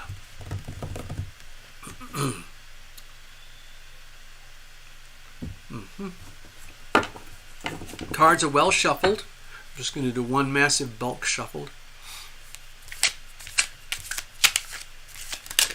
Oops, sorry, I don't do jumpers or flyers, or I don't even do reversals. I'm sorry. I just refuse to do that. All right, Esther, let's have a look. Let's see what's going on. Esther's hearing voices. All right, let's have a look. What kind of messages do we have here tonight for Esther? It's very late at night for Esther. She's back over in East Coast, near, what's that, the north, where is she? I've got the map, hold on. Yeah, I think Esther's up there, right around there. You see? Here's beautiful America, and there's Esther. Thank you. I hope I got it right. All right, here we go. I'm sorry, I'm going to have to do this again, okay? Give me a second. Okie dokie. I'm going to cut it up. Here we go. Okay, what messages do we have here for Esther tonight? Esther, as you can tell, is already blessed in so many ways in her own way, and she's aware of that. I think we had a reading before where one of the themes was a life well lived. It's the best thing you can do is be the best person to yourself and live by example. Anyway, here's the situation. Here's the challenges. Here's how we're going to handle things. And let's have a look at external influences. So I've got this. The Lovers. So Esther, you might be at a point right now where you're I would say even wrestling with the South Node. Forget about your own astrology or your own personal North Node, South Node. I'm talking about the global North Node, South Node phenomenon that's happening right now. I'll show you my rationale in just a second here. Let me get the chart. So right now, very recently, we began the journey of the Aries North Node. And it's all about the singularity of the self, the sovereign self, as opposed to the self as merged into the dynamics of relationship. We all have relationships to some degree of some kind, healthy, unhealthy, family, friends, co-workers, long distance, whatever it is. Sometimes remote relationships with, let's say, entities or institutions, like banks, corporations, investment companies. And some relations are healthy, some relations are unhealthy. And with this nodal axis, we're talking about it's time to shed unhealthy relationships and set aside any kind of expectation out of relationship and prioritize your own self and your own needs above the other. I know it sounds rude, but that's what we're talking about here. And so with the Lovers, it's very much about relationships. It's also about the condition of relationships, where one person is always in relationship to another as another is always in relationship to you. And we all do that. We're social creatures. And there might be certain specific one-on-one relationships, or we might be talking about relationships in general, Esther, where, for all you know, you might be very deeply, let's say, conditioned or programmed to prioritize relationships above yourself and your own needs and your own right and your own duty and obligation to be you. And so it goes back and forth. How can you possibly be the best person for someone else in a relationship without being your best person first? It's a very, very tough thing to do. And I feel the Lover's card here is putting this whole theme in question. The whole subject of relationships in your life, in your world. Where it might be an idea to examine your relationships. Maybe you've got a few relationships in particular where there are some questionable issues or some dynamics that you accept as just part of, this is what happens with relationships, and you just accept it because you're being diplomatic. Classic Libra. Whereas deep down you might be realizing, if you're fully in like full disclosure with yourself, there are certain things that are really not healthy, not appropriate, not acceptable, but you're not calling it out because you don't want to disrupt the harmony, okay, of a balanced relationship. But things may not actually be balanced because maybe you're too nice, maybe you're too accommodating, maybe you're too selfless, okay? Anyway, let's keep going. So it's a situation. Okay, my feeling here is that you know exactly what we're talking about, and you have a long history of being loving, and it's just a pattern for you, but maybe tonight we're doing a bit more clarification. In other words, oh, I get it, like be loving, be loved. Be loving, be loved. And let's just say you have a long history of being loving, and in return you are loved. And it goes on and on and on and repeats. And that's the default setting for your life, your behavior, relationships. But there can also be a deep sense of perhaps there is an imbalance. Perhaps you were too loving. Perhaps you are still too loving today, and you have not received the equivalent reciprocal love in return. Maybe now you're getting a glimpse and seeing it. Like, wow, let's get things in balance. Let's create balance and harmony. Because maybe, Esther, you might be one of these people. You are just very kind and generous with your time and your energy and yourself, to the point of depletion, where every now and again you're thinking like, oh, well, what about me? When am I going to get mine? When is somebody going to gush all over me and dote on me and pamper me? And deep down you're telling yourself, well, it's never going to happen, so why even think about it or worry about it? I'm just going to move on to the next one. And so you just pile up more cups. But you deserve to be loved. Let's have a look here. What's the problem? What are the challenges? You see, with the little Two of Cups here, I don't know if you actually have this in your life at this very moment, Esther, but my feeling is that there's a part of you that is missing something very, very sweet, simple, primal, like having your own personal cuddle buddy, your own sweetheart who's there for you as much as you are there for them, and there's no expectations of anything in return. It's like, it's the way I'm looking at it here. I mean, this is going to sound ridiculous the way I'm describing it, but this is what I'm feeling, okay? What I'm feeling is that, I don't know about you, Esther, but I like to watch loving, kind, sweet animal videos that depict pure love. And there's plenty of out there on YouTube, lots of little shorts and whatever. And it's just the most beautiful energy you can imagine. And we could correlate that now perhaps with a little Two of Cups. And you might be one of these people where it's just like, you know, I am a very happy person. I am very loving. I have been loving. I've received nice people over the last 10 days or week or so. And so that is the laws of attraction in action. But it would be so nice, you know, like, you know, some people have a pet. They have their own little sweetheart pet. Maybe they have a little dog or a little cat or a little bird or a little fish or something, you know, something that's very pure. And wouldn't it be nice to have that degree of purity and love between yourself and another person? Is that even humanly possible? And you might be feeling inside yourself like, nah, I've tried, already done the best I can.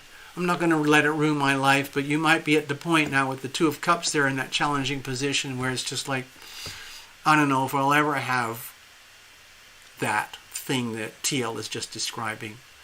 That beautiful sense of, it's just that most amazing thing when you receive a gesture of love from an animal and you know pure love. It is possible between people as well. Doesn't mean we get it. Okay, so how are we going to deal with this going forward? You might be wondering, is that degree of purity and simplicity really does it even exist? You know? Of course, when I look at the Pisces, Saturn, Pisces, Neptune, 12th house energy, it would be, you know, and all the retrogrades right now, Saturn's retrograde, Neptune's retrograde, it could easily make you doubt the purity of love, the sanctity of love, the possibility of divine, unambiguous love. How are we going to deal with this going forward? More cups. Look at that.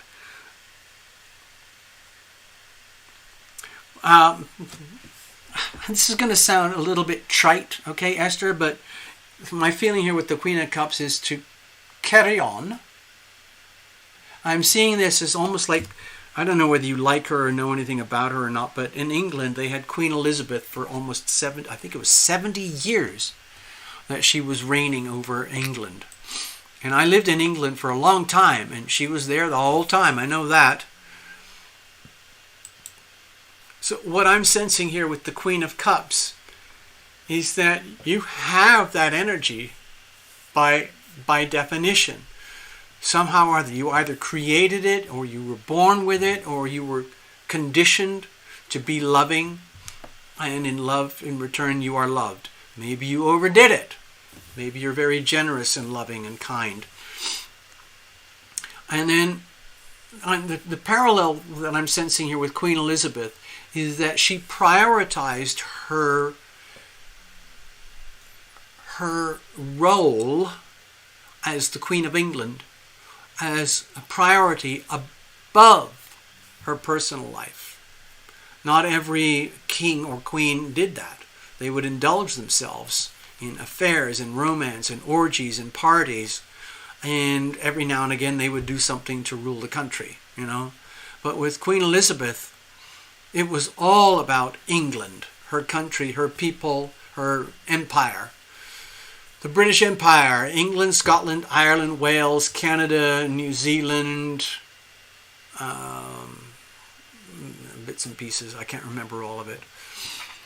And in that way, she was an incredibly loving woman. And there were a lot of people hate the British royalty because it's like they're just a bunch of like stuck-up rich snobs who were just born into it after generations of extreme wealth and abuse of power or whatever. But anyway, Queen Elizabeth took her job very seriously, above and beyond her own needs. And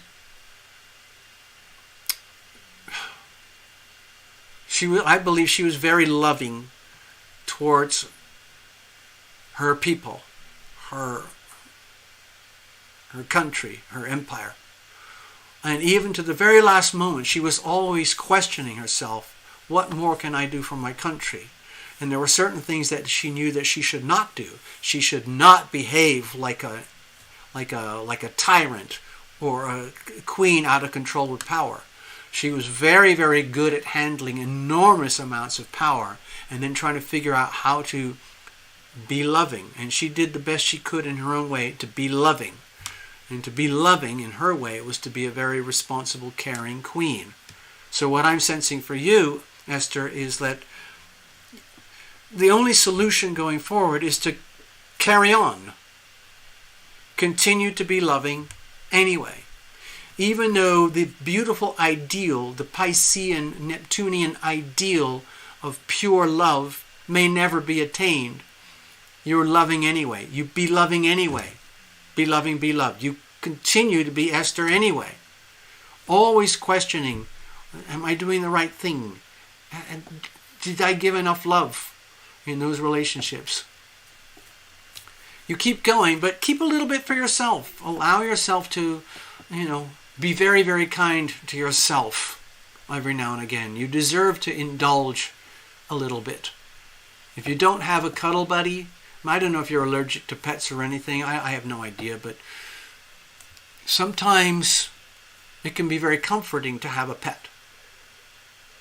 If you don't have a particular human to fill that role. It's just an idea.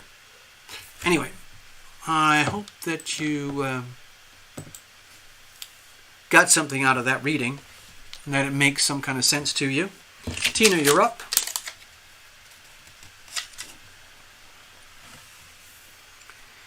Right, so I'm going to do this. I need a glass of water. So I'll be back in a moment. I'm going to get a glass of water and then we're going to shuffle it up. Okay, people? Okay.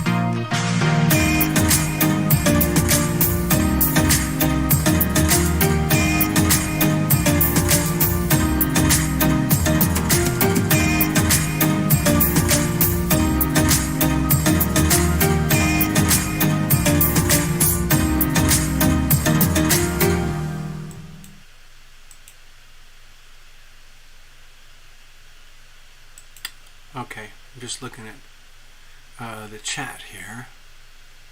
Talking about dogs. Ava ate one of my wood floor samples for my house. She chose only one of at least 50. The message, oh my God. Oh my God. Oh man. I mean, Ava is still really young, isn't she? Like what, a year and a half, 2 years old or something? So she's probably still got an awful lot of mischief inside of her. And she's a big girl. I mean, they're all German Shepherds, aren't they? Hey, Steffi, I didn't know you were here. Hi. What's the message? Okay, well, we could make that as the theme for your reading, okay? All right, Tina.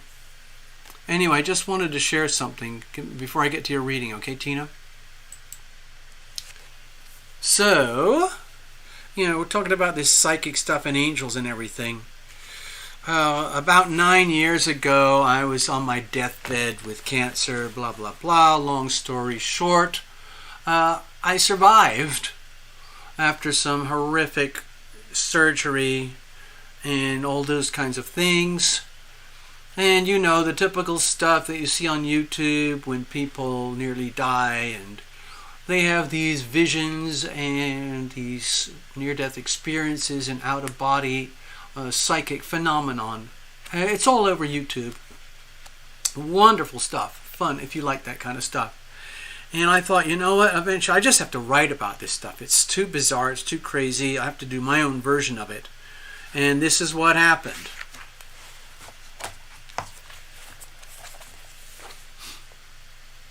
Oh, I'm sorry, 2. Right. So I started seeing stuff. Here's an example about one of my healers. I was at a very advanced yoga clinic, whatever you call it, yoga center. And every now and again I could see the auras of different people.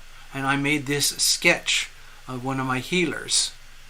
And this is what I saw. I don't know if you can see it. It was very much blue and gold, turquoise. And then I made some sketches. Hold on. Then I started writing the book. And I'll show you this is the manuscript. Okay, this is the manuscript from my book. As you can see, I dug myself into a huge, deep hole. Okay, it just goes on. This is the manuscript for my book. And it's all about my encounter with angels and how they were communicating with me and all the messages that they were sending. And I wrote this all out. I have it on software, on a digital file, and this is the only hard copy that I have. But as you can see, it's a shambolic mess. And I got so disheartened, I just kind of gave up. I didn't know how to edit or complete it. So it's just sitting here. And then I decided I'll cheer myself up. I'll make a picture. That might cheer me up. So I made this sketch for the cover of the book. Some of you have seen this years ago. And I'll try to show you close up. The book is titled Love and Healing. It's a little book about the healing power of love. Okay? And it's got all sorts of symbols on it, like angels and rainbow clouds and archangels and remote healing and the healing power of love, healing hands, and all of that stuff. And then I did a color rendition, and this is what it looked like. So this is on a really cheap printer, but the actual digital copy is just absolutely gorgeous. And the plan is that this would be the front cover by yours truly, TarotLumination, Love and Healing. A little book about the healing power of love. Okay? It is a phenomenon. Okay? Anyway, so I was very happy when this was finished, okay? It's actually, when it's properly printed, it comes out as bright magenta. Anyway, who knows? I have all sorts of tragic, unfinished, creative projects that just sit there. But it's all about angels, psychic phenomenon, going beyond the veil, seeing and meeting your invisible friends, all that good stuff. Anyway, sorry about the count for the...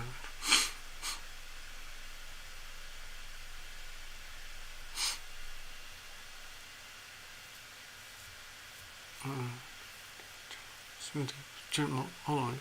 I'm just trying to catch up with the chat. What's this? Tina.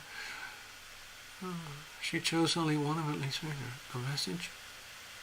Stuffy dogs. Tina about two. Okay. I think she picked that one. No. TL general. Okay. So you wanted just a general, complete blind general reading. Okay, I can do that. One time Charlie and Sasha got into my tarot cards. Oh no! They only touched the King and Queen of Cups. Oh my God, Karen! Karen just showed up from winter time in New Zealand. Well, it's almost springtime in New Zealand, isn't it? Let's get the map. You know what this means. So there we are. Just quickie from what I recall. As far as I remember, Fluffles is in California. Necessary Truth is up there. Esther is over here. Who else do we have? Steffi. I can't remember where you are, Steffi. Tina is over here. I'm sure I've missed a few. And Karen Clark, welcome, is over here. On the North Island of New Zealand, right there. You know, so that's about 7,000. If you go from America to New Zealand this way, it's about 7,000 miles. It's much farther if you go this way. I think you have to go over the North Pole or something. Anyway, thank you for dropping by. You want a message of hope. Oh, okay. Steffi, you move around a lot. You're nomadic like me. All right, Tina. Yes, I can understand if you're mentioning the word hope. Maybe you're looking for messages of hope because it sounds like you've been really down in the dumps. Seriously down in the dumps. Again, now you mentioned you had this Pisces theme. I think you said sun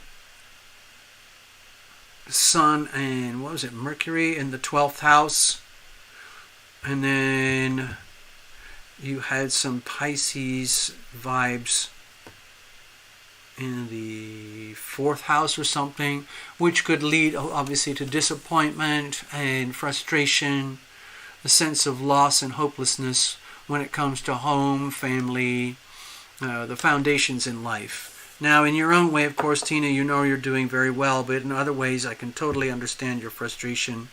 And if you're feeling a little bit hopeless and you want to feel hope, it will be very, very nice. There is a lady who, I can't remember if she comes on here, if she's here tonight, but anyway, she was dealing with some super mind-boggling. It's in some ways it's not tragic, but we're talking about an extremely valuable piece of real estate, extremely valuable on the California coastline, and that with the crazy way the markets are right now, she's struggling to sell the property, even though it's just so primo.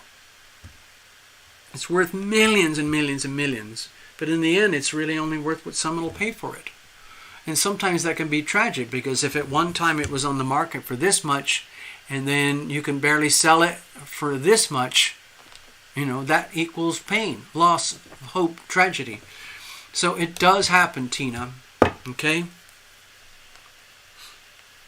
When there is a Neptune or Piscean influence on the 4th house, or with housing or something like that, then it can feel like perhaps some of the ways that you feel now and again.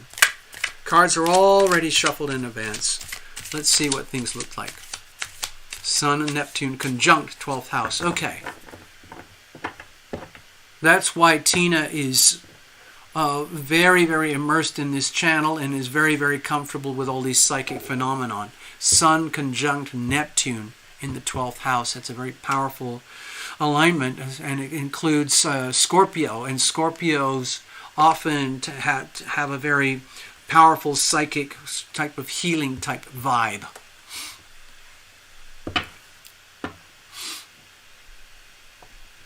All right, let's have a look. Cards are well shuffled. Let me just do it again. I need to do one more. Hi, Karen. Hope you're doing okay. Hope things are good there in New Zealand.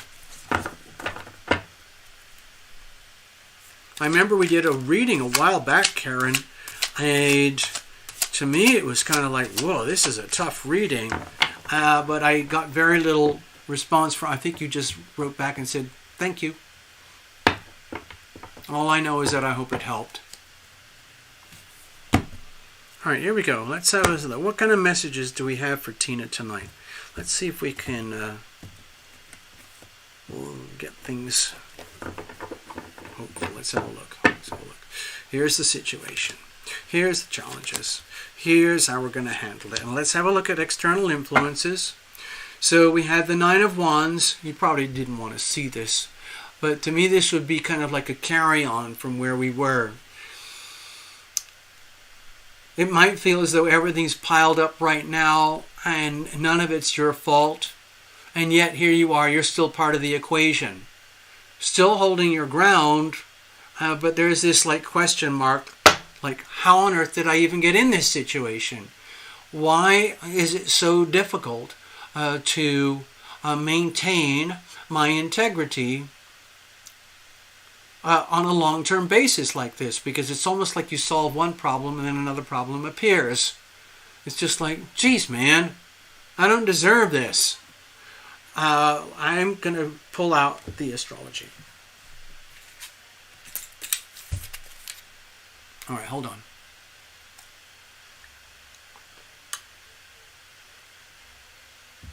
Some people think that our whole experience on life here is a lesson or a chore or a talent. It's different for everybody.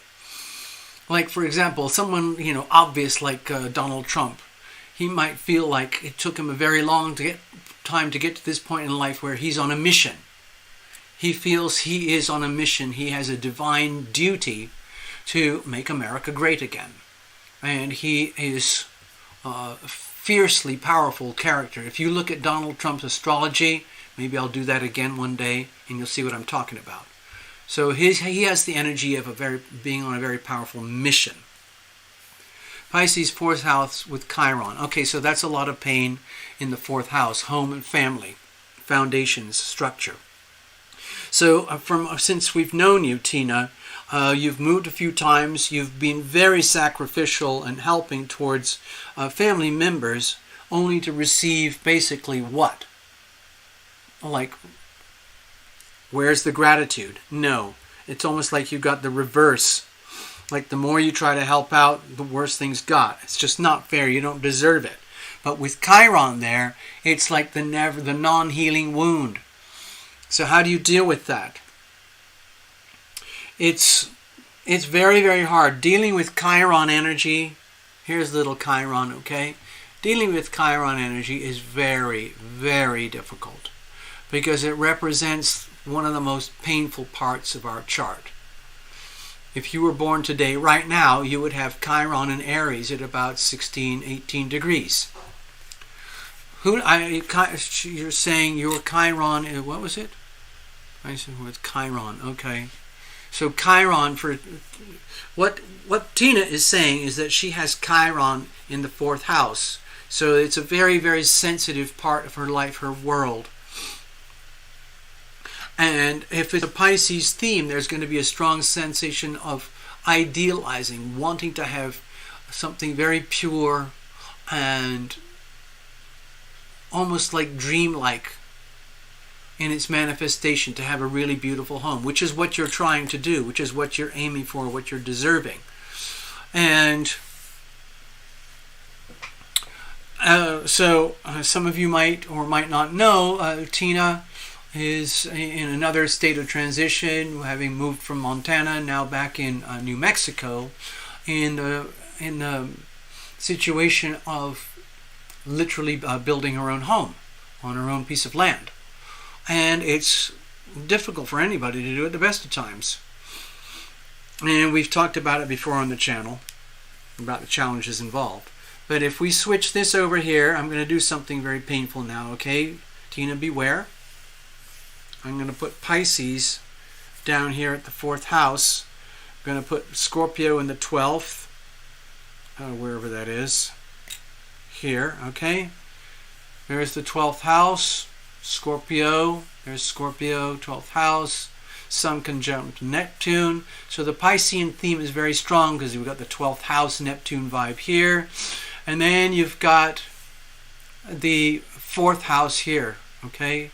Here's the 12th house. 1, 2, 3, 4. There's the 4th house. So right now, your 4th house is under a very, very long-term transit from Neptune. It'll be done in a couple of years. And a shorter-term transit with Saturn. So that's probably where a lot of the pain is coming from, Tina. Saturn in Pisces retrograde. I don't know where the Chiron degree is, but it's in there somewhere. So it's like a really painful wound. And it's an ongoing thing. And the thing about Chiron is that it's like a deep scar, a deep wound that never fully heals. But the thing about it is that it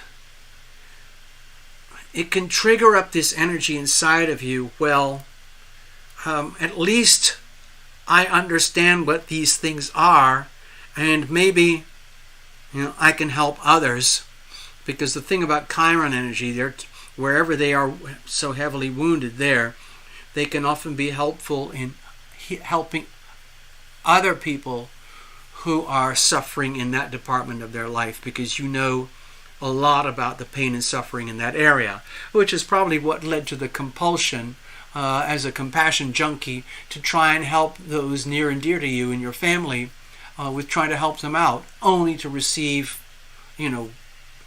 something negative in return. That, and talk about pain. Okay, let's have a look at the situation itself. Okay, so with the 6 of Swords here, sometimes we see the idea of moving on, the idea of downsizing, really, really scaling down, serious downsizing in some way. I'm not sure how that would be or how that would look. I've got one idea that immediately comes to mind, Tina. Please bear with me. This is just coming straight off the cuff here. As far as I understand, you own a plot out there near Hemis Springs, near Albuquerque, and you've established things there, theoretically waiting for surveillance to be done so that you can drill a well to get natural water on the land, and put in utilities and so on, and create a living environment. Now, I remember you also showed some sketches and outlines of this beautiful home you wanted to build. And to me, it's really in line with my own aspirations. And It seems like it's actually doable. But let's just say it started to feel like it's just so out of reach. I'm going to put something out there that I felt immediately as soon as I saw the Six of Swords, and I felt this idea of downsize, where I'm just going to say it. You can get some very, very beautiful trailers, like little Winnebagos and things, or bigger Winnebagos. And some of them, I've seen some of them, and some of them are nicer than a lot of people's houses. I know it's not a real home, but some people, like if you own a plot of land, I don't know what the zoning laws are like, but maybe, I don't know. You can get a beautiful little Winnebago for 50 grand. Totally habitable. You don't have to have a huge monster, one of those like $500,000 buses things. Like the Mini Winnies, 50 grand. You can get a big Mini Winnie for 50, 60 grand. And a lot of them are nicer than a real house, a proper house. I know people who live in trailers. They've made it very beautiful. They're surrounded by nature. They make nature their priority. Instead of spending huge amounts of money on the house itself, they minimize, they downsize to the bare minimum, and they enjoy the financial freedom, and they concentrate on the environment outside, like having a nice garden or space that they can afford. Anyway, I just thought I'd mention it, okay? There we go. All right, so that's what I'm sensing here with the Six of Swords. Something to consider, okay? What's the problems with all of that? To me, it looks like execution, okay? So with the Queen of Swords, it's almost like having to come to terms with an intellectual reality that some things are worth it and some things are not. And then how do you, this is going to sound really savage, Tina. Let's just say you like my idea. Let's just say you think like, well, maybe TL's got a point. Maybe, I don't know. There's nothing shameful about living in a trailer. I know it sounds like, oh, you're just trailer trash or something. No! There are some beautiful trailers out there, and some people live beautiful lives in beautiful trailers on beautiful land. But to me it feels here like the Queen of Swords, the difficulty is like actually executing something. Like, how do you actually cut the cord with having already established what you would really like to have as a beautiful home? Sorry, Tina, I know we've done a lot of readings together, and so there's a core theme that seems to go here, and it just keeps showing up. If something else was going to come up, it would come up. But as far as I can tell, I know you've got concerns about the house. As far as I recall, you're still living in the cabin to tide things over for now until whatever happens next. It looks to me like cutting the cord with expectations is very, very hard to do. Extremely hard to do, because it might feel like an admission of hopelessness, because the dream, the beautiful, serene Piscean dream of an ideal home. Remember, with Pisces Neptune energy comes the concept, the phenomenon of idealism. It's so perfect, so beautiful, it's so dreamlike that it's not even attainable here on three-dimensional Earth. Now, of course, if you're a multimillionaire and you can buy this, buy that, and build your beautiful dream home on your plot of land just like that, and still have a pile of money in the bank, fine. If you can bribe the local zoning authorities, fine. Anyway, how are we going to deal with this situation? Because it looks to me like it's a very, very painful thought to even think of having to sever yourself from the idea of your own beautiful home. And then how do you recalibrate? so that you don't have to have all this Nine of Wands going on anymore. Let's have a look. Let's see what happens going forward. Okay, I think here with the Three of Pentacles, this is very much about building. Okay? To me, it makes me feel like, let's make it happen, people. It might be time to reconsider the ideas of what does home look like, and start to explore what does home look like going forward. And honestly, Tina, I've got some ideas I need to convey in private, if you don't mind, so I'll do that after the show is over, and maybe we can set something up. But with the Three of Pentacles here, there's very much the energy of construction, of building something, but what does that look like? There's the architects and the designers, and there's the artisans and the craftspersons and the contractors. You need both, okay? And when you have both working in harmony, then you can come up with a result that is acceptable to everybody.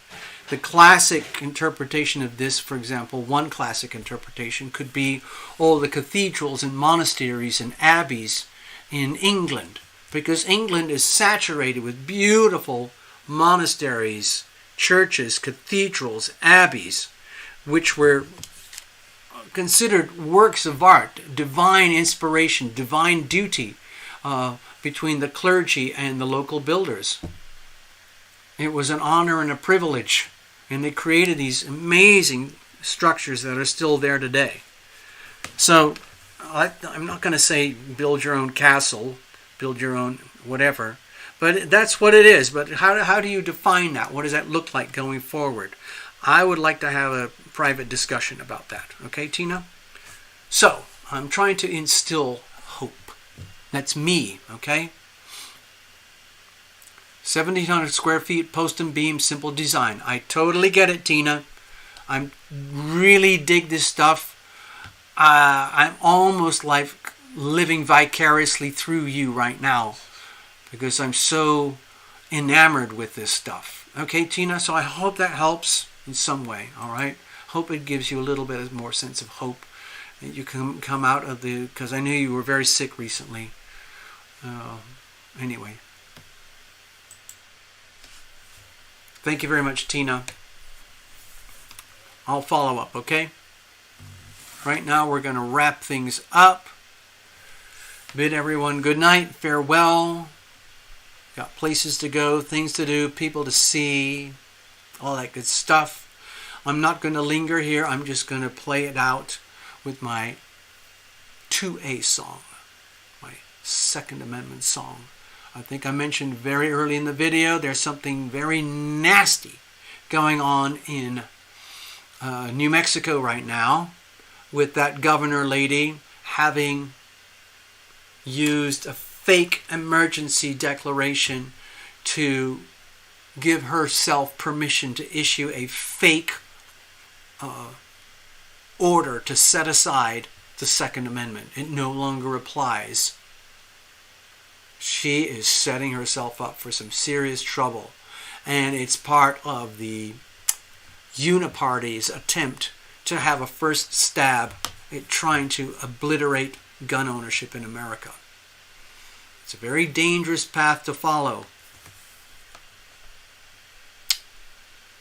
Anyway, let me dig up the song and I will play it for you. And you can leave in your own sweet time. I'm just going to find the song on my computer.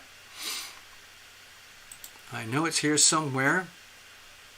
Oh, there it is. Here we go.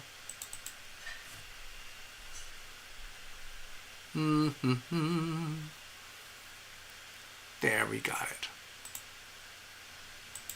Okay, I'm calling this my 2A song. It's from TarotLumination. It's pretty rough, but I hope you get something out of it.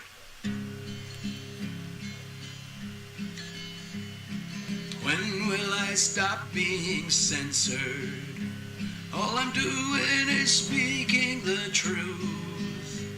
Instead I am labeled as a domestic terrorist, extremist with a short fuse. The fake news just lies and suppresses. The Marxists are writing the scripts. The unaware masses get led to their slaughter while patriots try to resist. Oh, you can't take me down and you can't shut me up. I got the First Amendment by right. And if the first one is threatened, I've still got the second. I won't go down without a fight. Yes, we still have our sweet Constitution, but it's severely being abused. Our only solution is a new revolution to take back what belongs to you and me. I'm sick of the perverts and pedos trying to normalize child sacrifice. They revel in evil and their satanic rituals packaged in their delicious lies. No, you can't take me down and you can't shut me up. I got the First Amendment by right. And if the first one is threatened, I've still got the second. I won't go down without a fight. It all began way back on 4th of July in 1776. The founders and fighters gave their lives for our freedom. I don't want to live through that again. You see, I'm recalling a past life from that exact time. I shed blood to shake off the chains of the tyrants and despots who owned us like cattle. But if I have to, I'll fight them again. Oh, you can't take me down and you can't shut me up. I got the First Amendment by right. And if the first one is threatened, I've still got the second. I won't go down without a fight. No, you can't take us down and you can't shut us up. We got the First Amendment by right. And if the first one is threatened, we've still got the second. We won't go down without a fight. There, I hope you liked it. Gotta press the stop.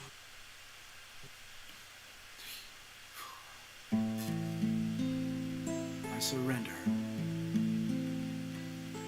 Oh, how the body craves. Oh, how the heart it aches. Oh, how the soul knows all of this.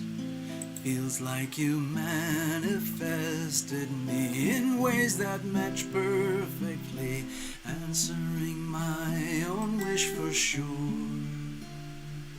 So many lifetimes in the making.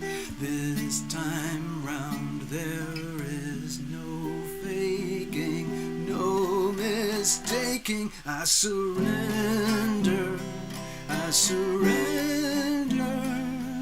My hands are held up high, my knees are on the ground. I surrender, I surrender. I hand myself over to the mystery of your sweet embrace. There's no going back, don't even have any maps to our new futures. There's only our next breath.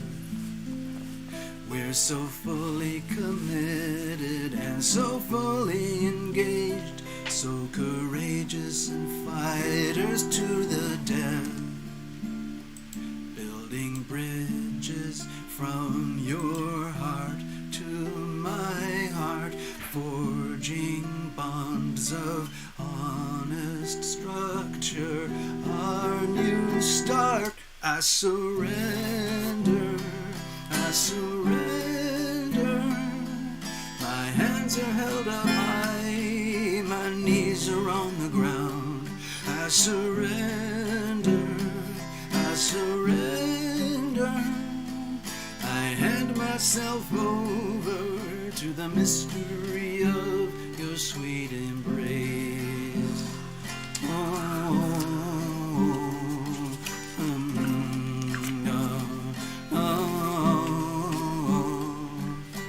There's no way around this, only way out is through. There's no way around this, open the door to bliss. Only way out is through, that's what we're gonna do, yeah.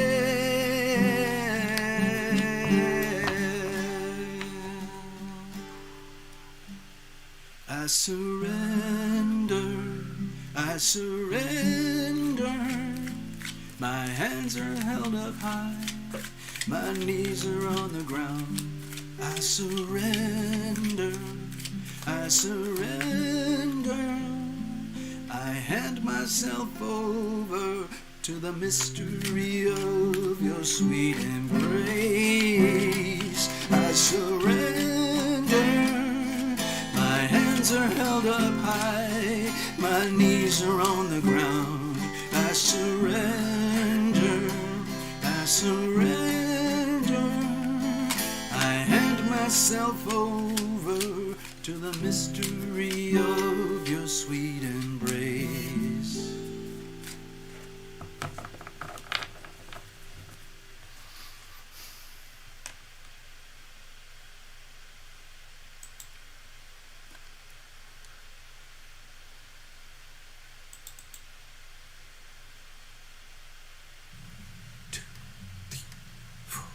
I am guided, I am protected, I am guided, I am protected, I am guided, I am protected, I am guided, I am protected, I am guided, I am protected, I am guided, I am protected, I am guided, I am protected, I am guided, I am protected.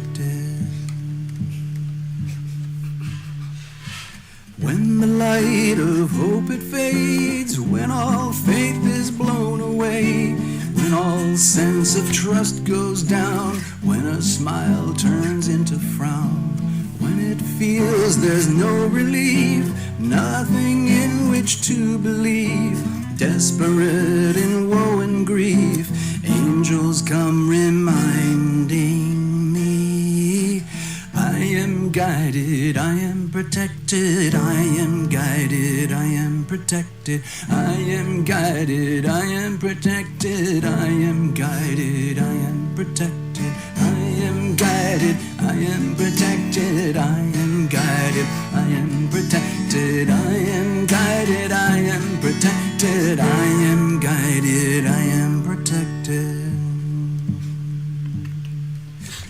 Angels gather close to me, show me what I cannot see.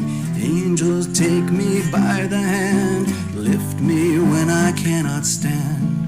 Angels lead me through the dark, soothe and tend a broken heart, laughing at the circumstance, crying while we sing and dance. I am guided, I am protected, I am guided, I am protected, I am guided, I am protected, I am guided, I am protected, I am guided.